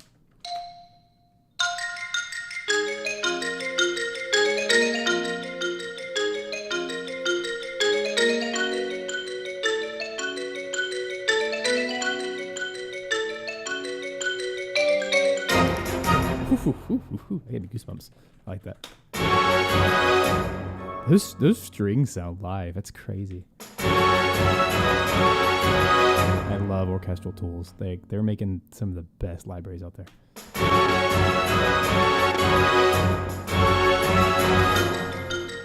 Did you hear that audio pop? We did it. We broke the system.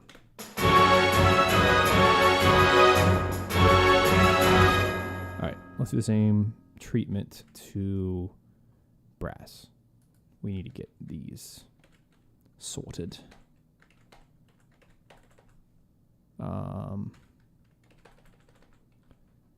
This is going to take a little bit more energy to do properly, but it's worth it because these horns are going to sound fantabulous. So bear with me here. All right, so first things first, let's tackle trumpets. Let me be smart. I can be smarter than that. Let me just take my woodwinds because I've already done the hard work there. Let's just copy them, paste them. But I need to move some things around. Those would be trombones, horns. Cool. Let's go from the bottom up. So low brass. The only tricky part here is we got to make sure that we're using the correct key switches. That's all. And it's not a big deal. I just got to make sure we do it. That's how I'm using my shortcuts to show my patches over here on this screen, which I can't throw into this window, but whatever. So over here, just to make sure that my low brass is on staccatissimo mode. And this should be, did I mess it up? Tuba, I think I have it messed up. It's 1, 2, 3, 4. Aha. Sorry, I had a channel error. Okay, so anyway, this needs to be on G6 in order to be short. I want those to be marcato. Long. So E, here we go. There we go.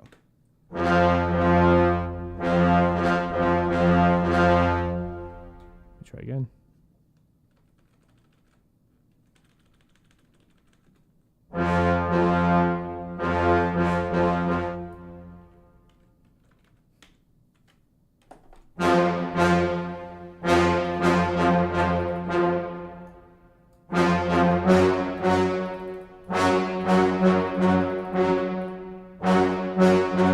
Let's go 1 octave lower for impact. Yeah.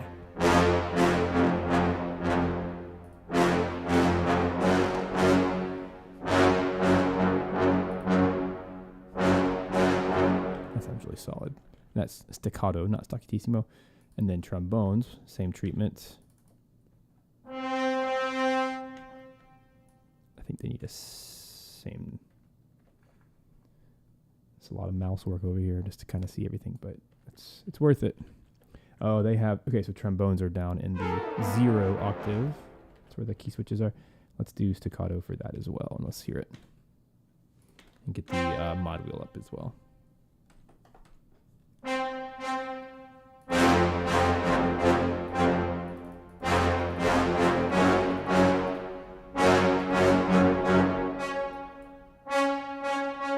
feel like that could be lower. Yeah.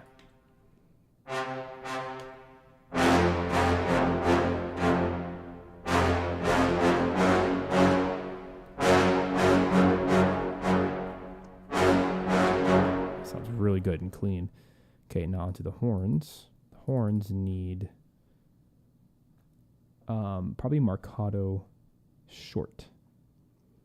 So let's find that key switch, which is up on F6, which is, I'm already pretty close right there. Let's hear it with the mod wheel up.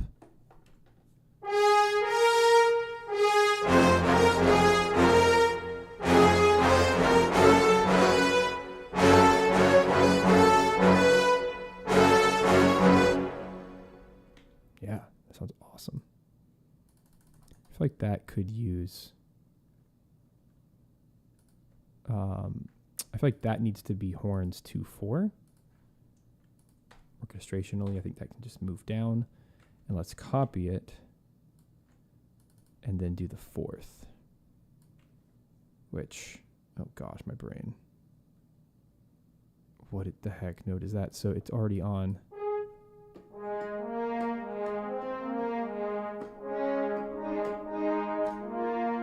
Oh, maybe I should just listen to trumpets. Da, da.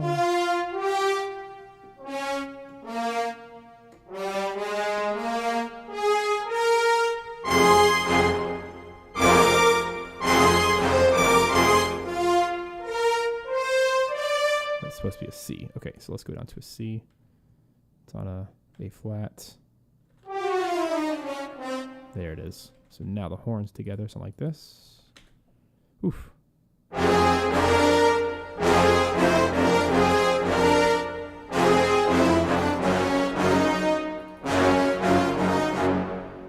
Oh, I get it now. So it should be C.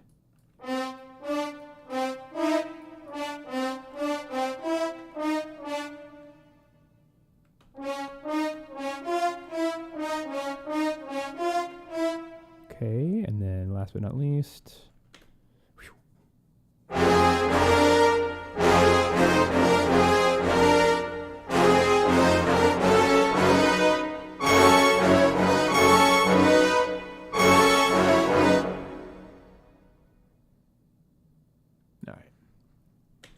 Keeping it chill. All right, so trumpets are 1 octave too high. Told you this was going to take a little bit of time, but it was worth it. Let's do key switch for way down here. We want them to be marcato short as well. Looks like it's on F0, which is there. And then let's get the mod wheel up.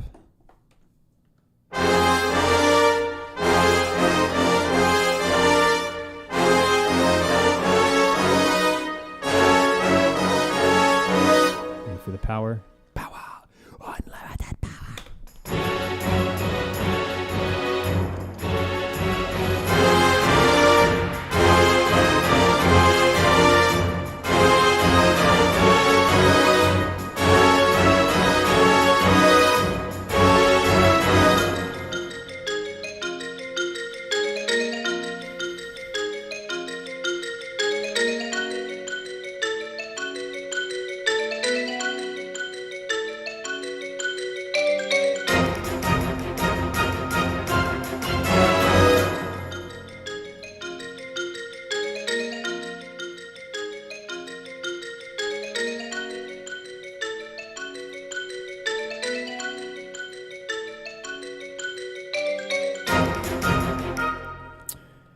What I'd like to hear is actually some string coligno. Ding, ding, ding, ding, ding, ding, ding. I don't have a patch like ready to go, so I'm just going to open one. Custom. Who has that? Play has that, but I hate Play. Dang it. I don't want to use Play. I think I have to use Play. Ugh. Play's the devil. Just like sucks up all my resources, but if I want to be smart, I'll add one later. I'm just going to say violins coligno, and I'll put it right there. Make it orange to match. This is a patch apparently I need to grab out of here. But in the violin section, they have a coligno. Maybe it's in the 11 violins. Yeah, there it is. It's really cool percussive playing with the bow.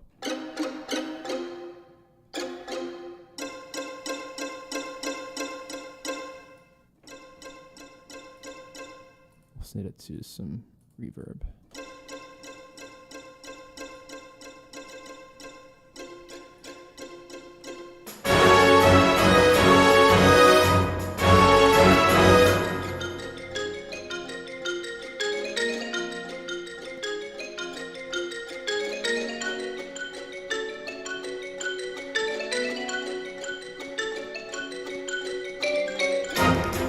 I just give it some kind of space.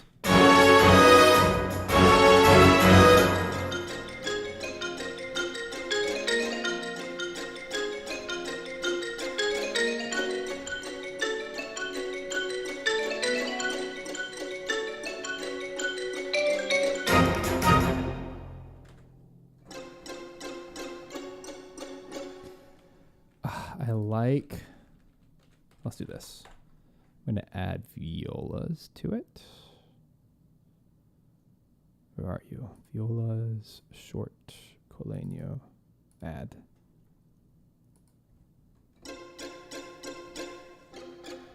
It's a cool sound. I just got to figure out where the heck. This is a really tough time signature. 3,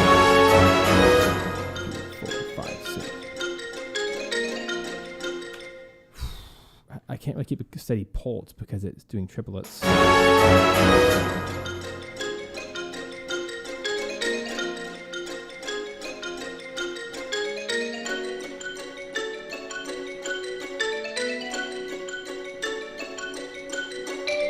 That's what I'll do. I'll get out of the way for the triplets.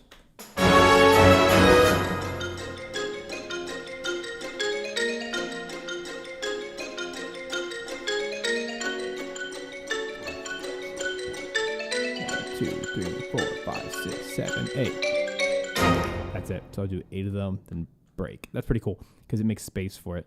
But it just gives some kind of tonal information in between. Coligno strings were most famously used by Jerry Goldsmith in the Planet of the Apes score. It's used a lot.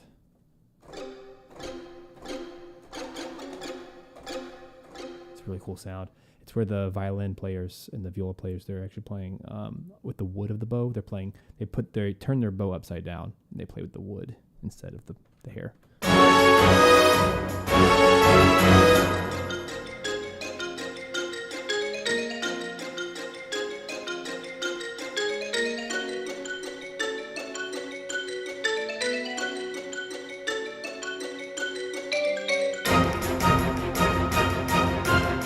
We need something else there, though, to help hold the ground, to keep the momentum going.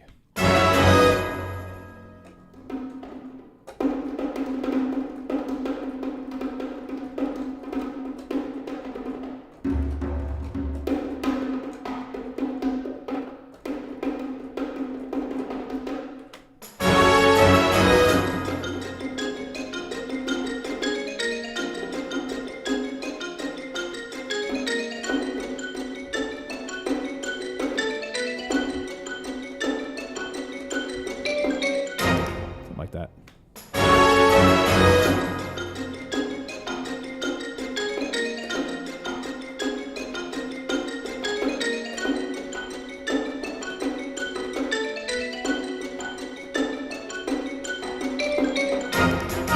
It's so confusing.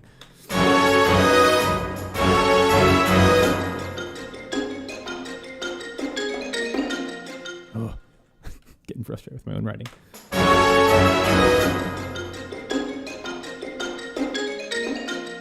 Such a hard count.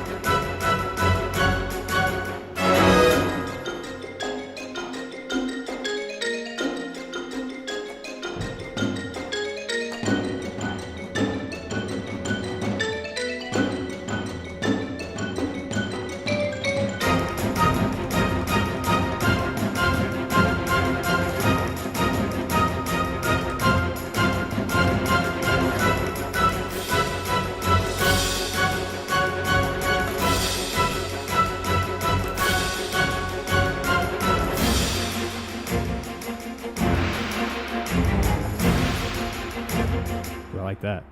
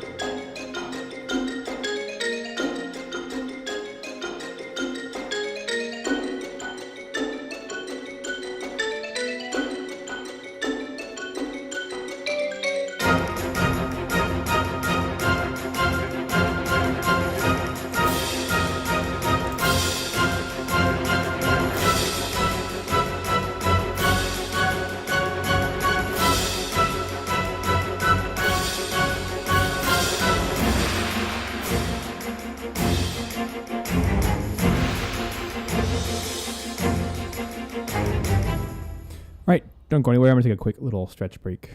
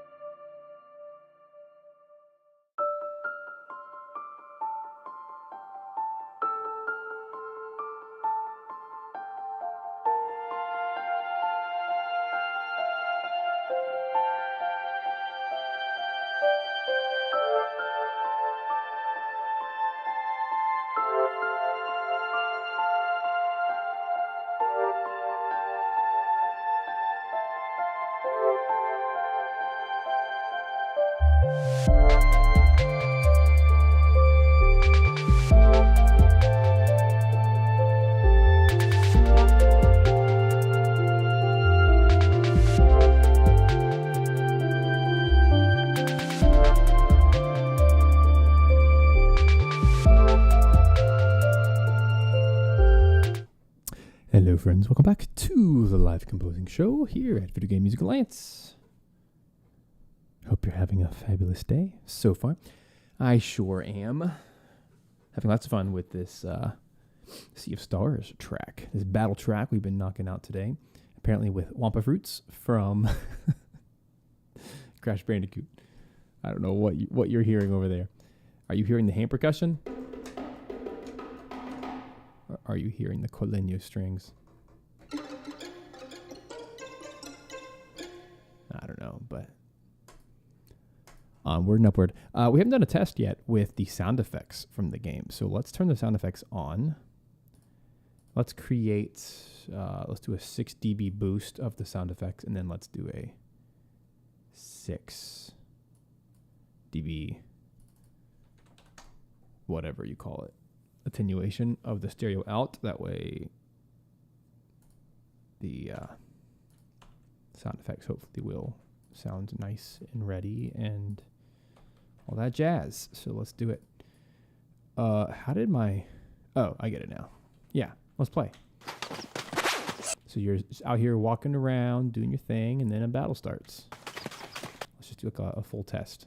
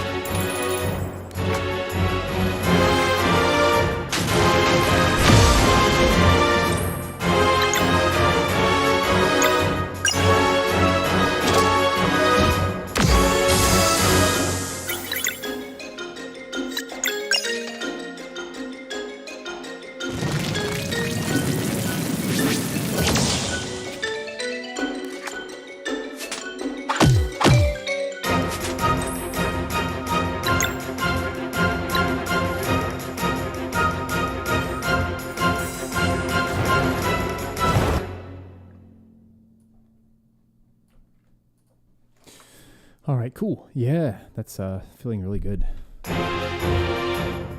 It all of a sudden felt so big right there when all the big instruments come in, so I'm trying to fix that.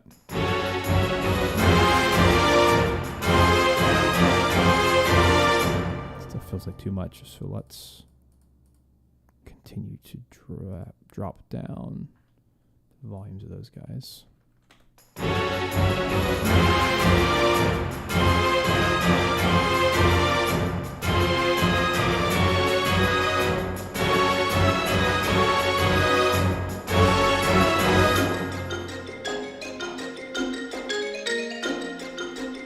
It's also sounds like the percussion is taken over a little bit too much. So let's just solo the perk. Oh,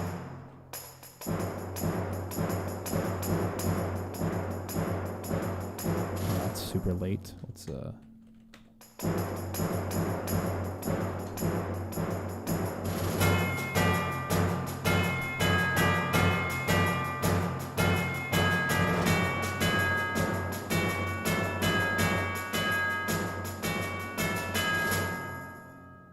Cool.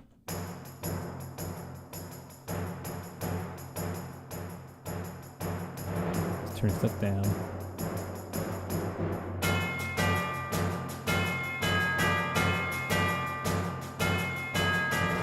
Yep, that is correct, Micah. That's what I did. Recorded the video, played the game, turn off the music, record it.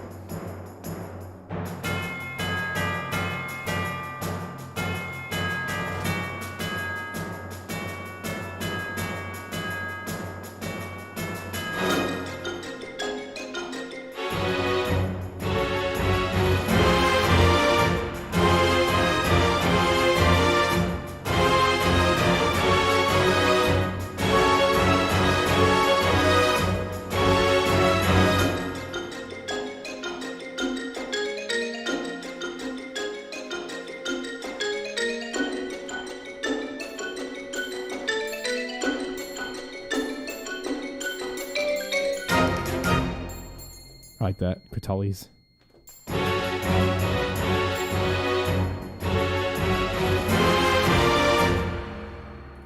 In that quieter section.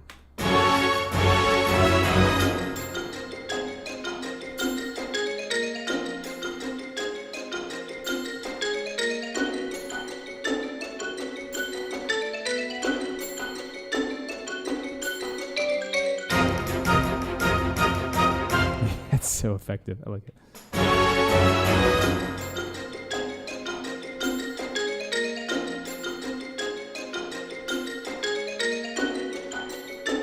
But which beat to hit? I like doing beat 2.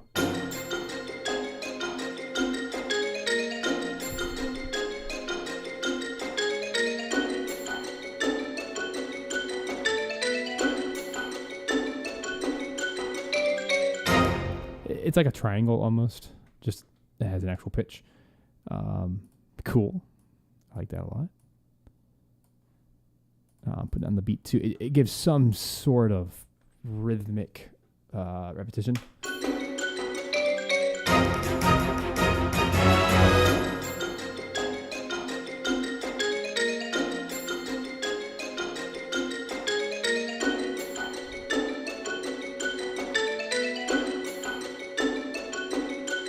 What else can I put there? That something like elongated, maybe long strings or tremolo strings, something. It needs more motion.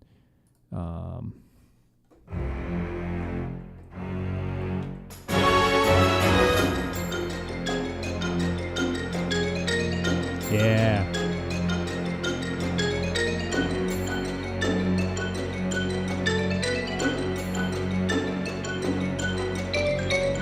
Oh, that would be cool.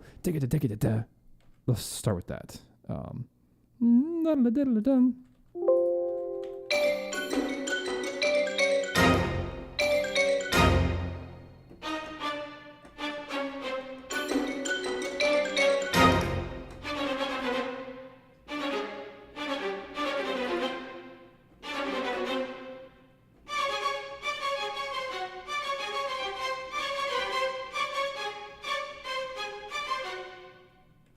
Let's find those notes. That's really important.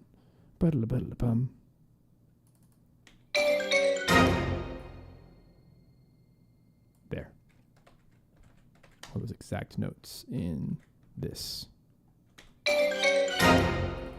That's going to be so fun. It's going to be a really cool transition. That way it has more pop.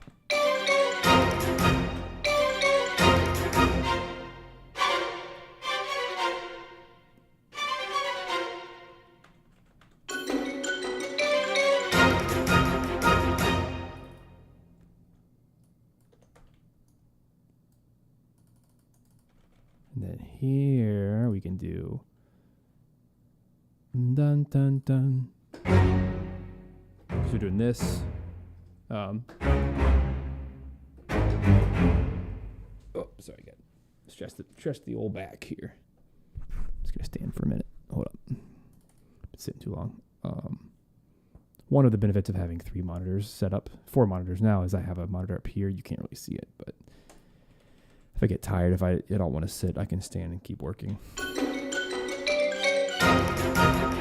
just you have to look at my torso. Just watch from here. Why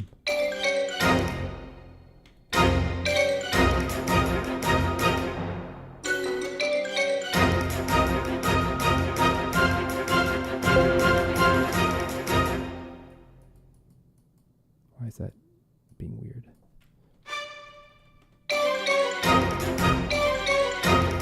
There it is. Okay. And then here.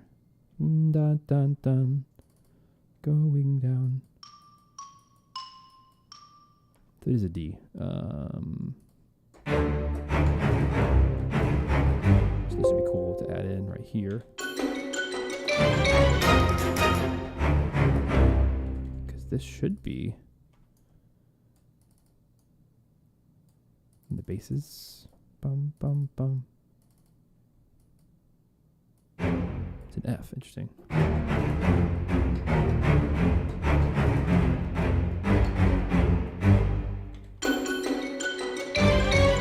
That's how I'll do a G.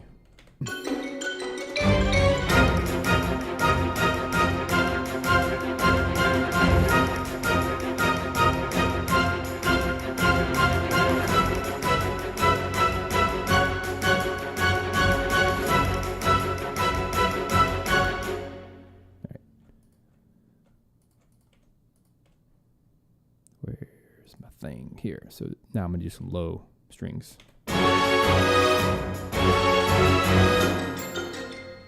And just for fun, just to change the view a little bit.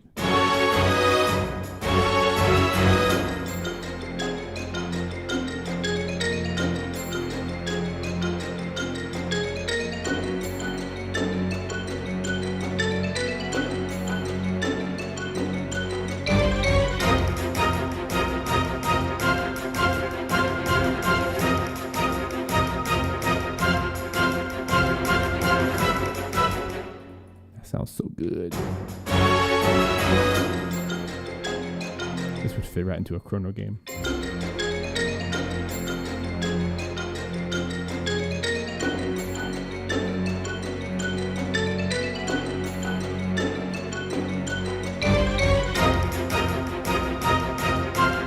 Now let's do some strings on top of that. That's swell.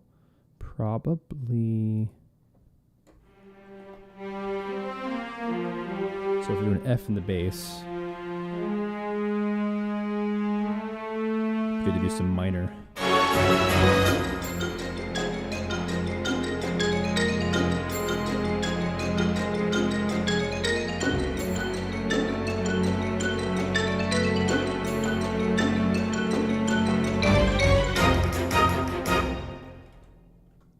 Now we're going to end on a C.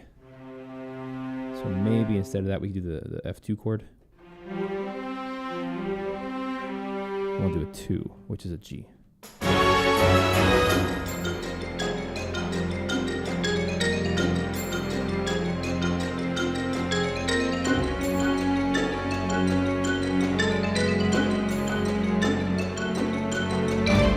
Trying to pick my note.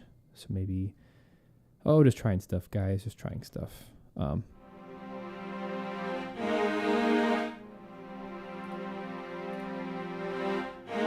So here in the basses, we're doing this.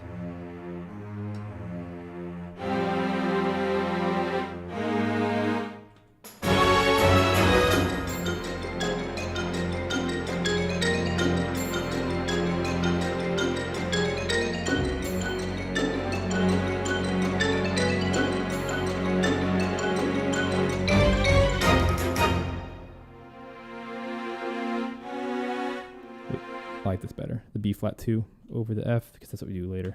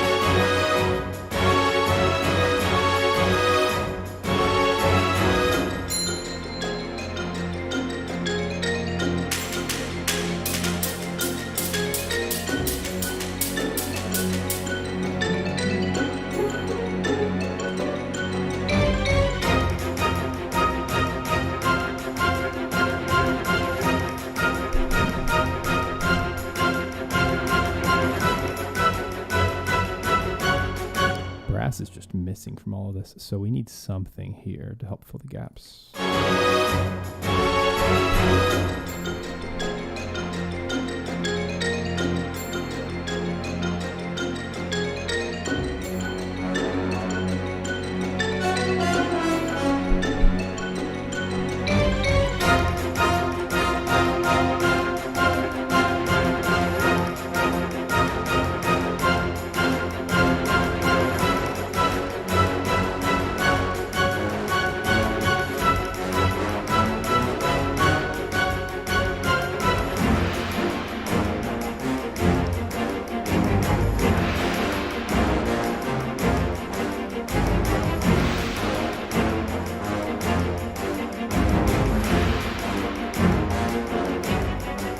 Ooh. I sense a moment coming. That's cool. Okay, so let's do that. Oh no, not the cowbell jokes. No, thank you. What's up, Daniel? Here. I'd like. Let's see. Stoccatissimo.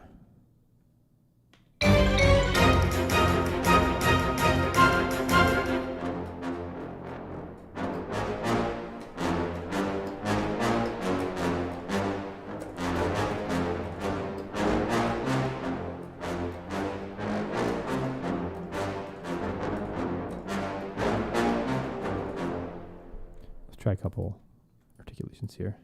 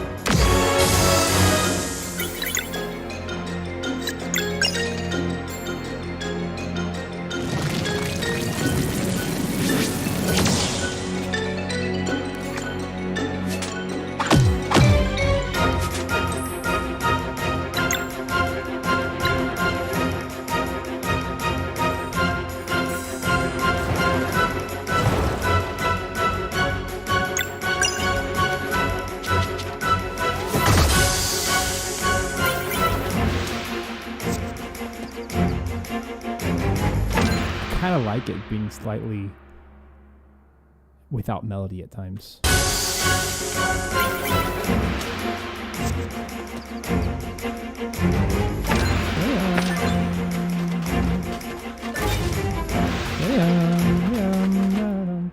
Maybe something like that I really like the palette we have right now. I don't want to mess with it. But I'm wondering if something as simple as an ethnic wind or a war horn would solve this ending. So let's try that for a few minutes and then we'll wrap it up. I think it's pretty much done. I'm going to say war horn or ethnic wind. So let's just take a little look-see what we have to work with.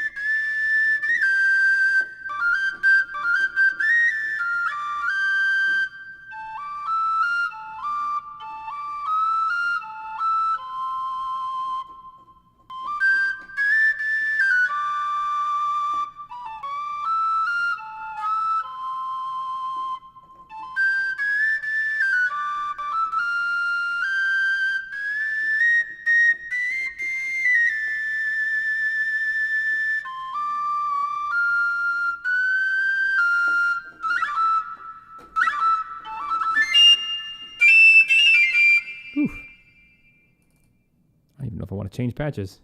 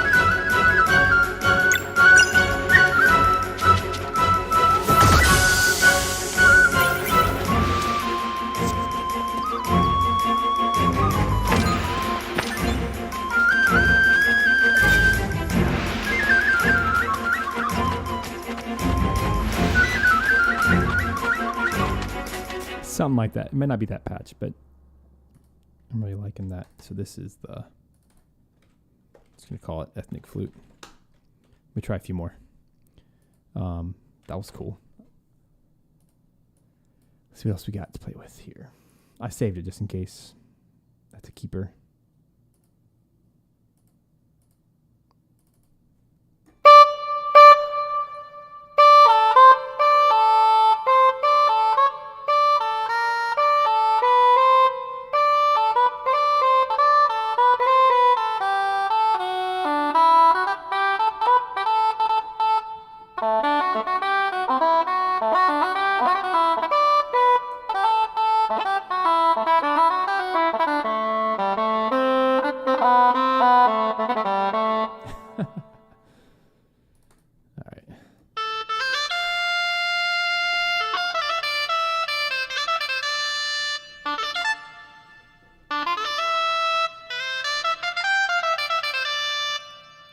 Let's try some actual war horns now.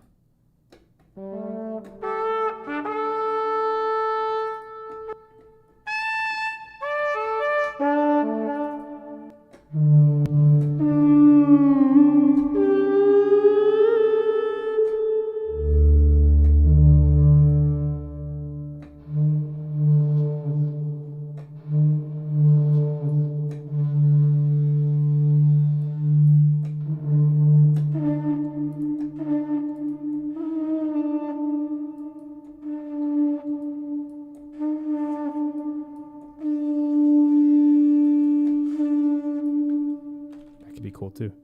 That's what I was originally imagining.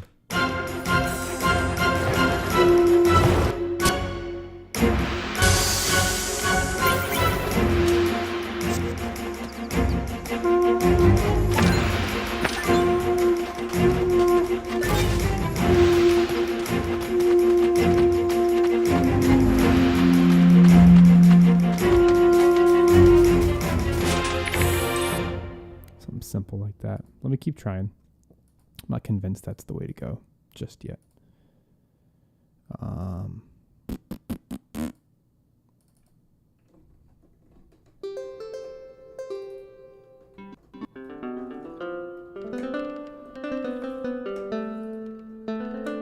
Bone flute. That sounds cool.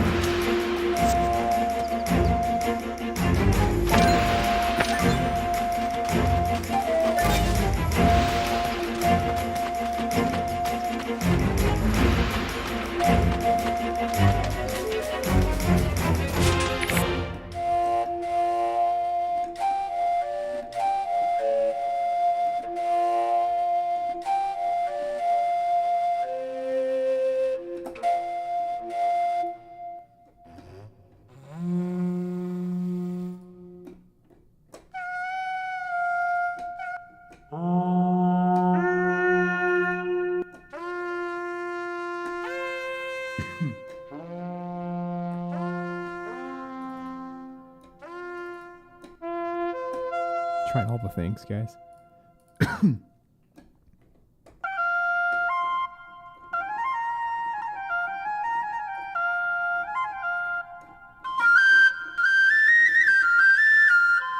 I've said on that original ethnic flute I started with, it's just so spicy. It's so nice. I'll put it right here. It's like a special instrument.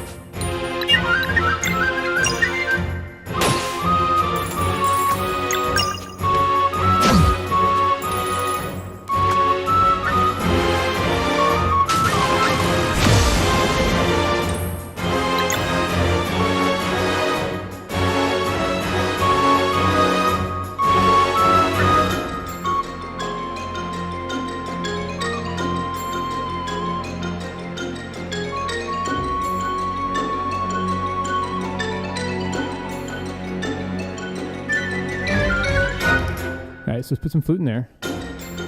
There's some little spicy spots to put it in.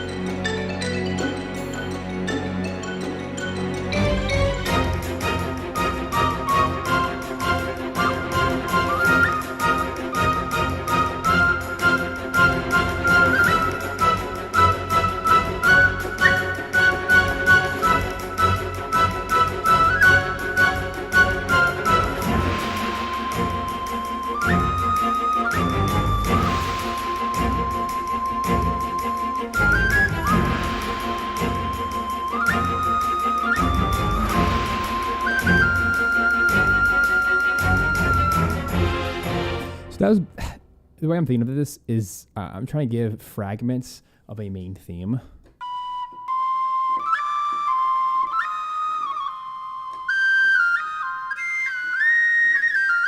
Because who's to say that's not the main theme of the game, you know?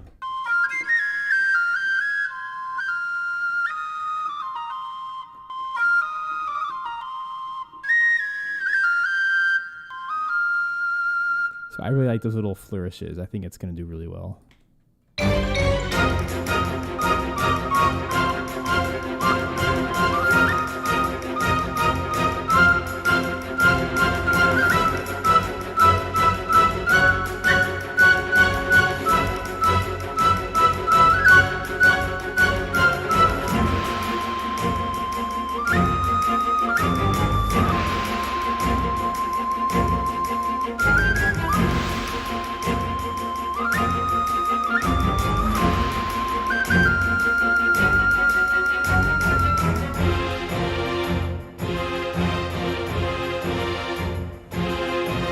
This is the 2-hold flute from Era 2.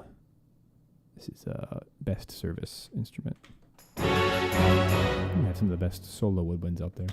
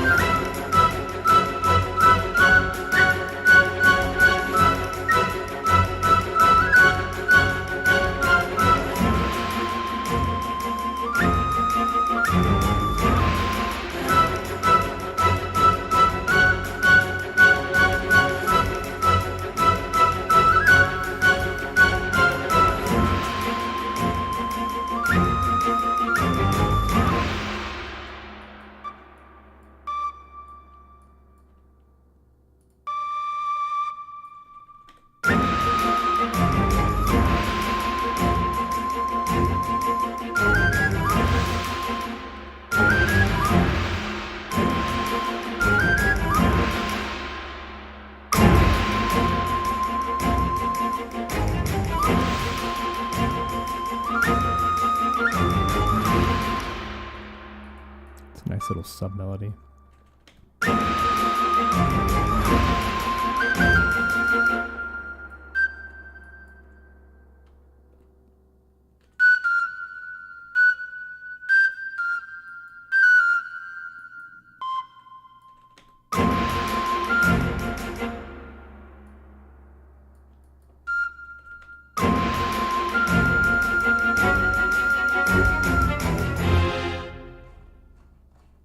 Give some context to the end.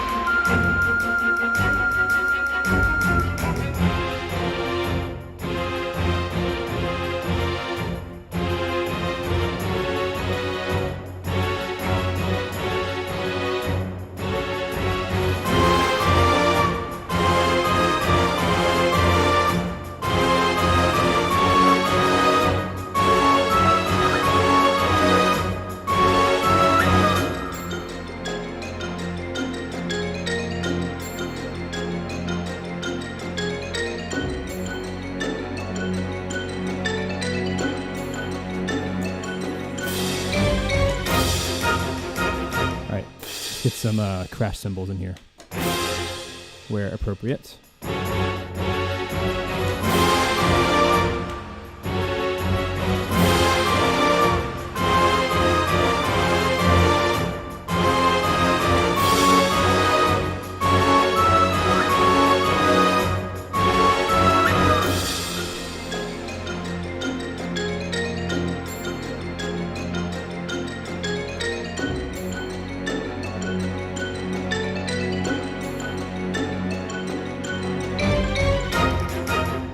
Auto-saving. Now that I have some actual instruments in here, it is taking more than 1 second.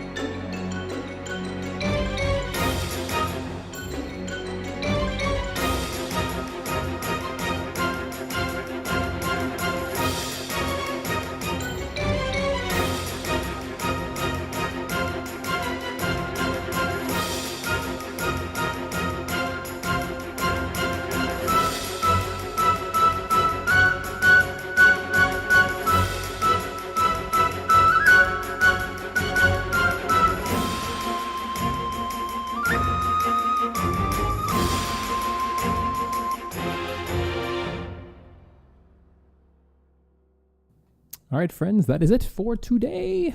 Hope you had fun. That was a lot of fun getting to put all that together. I think it's a pretty sizable track for the amount of time we spent on it today. I had a blast. I hope you did too.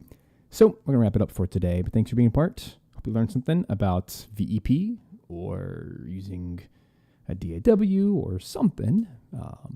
It's always a pleasure spending this time with you guys. Hope you have a fabulous rest of your week. And I hope to post the final track soon. So you guys have a good one and look forward to seeing it together.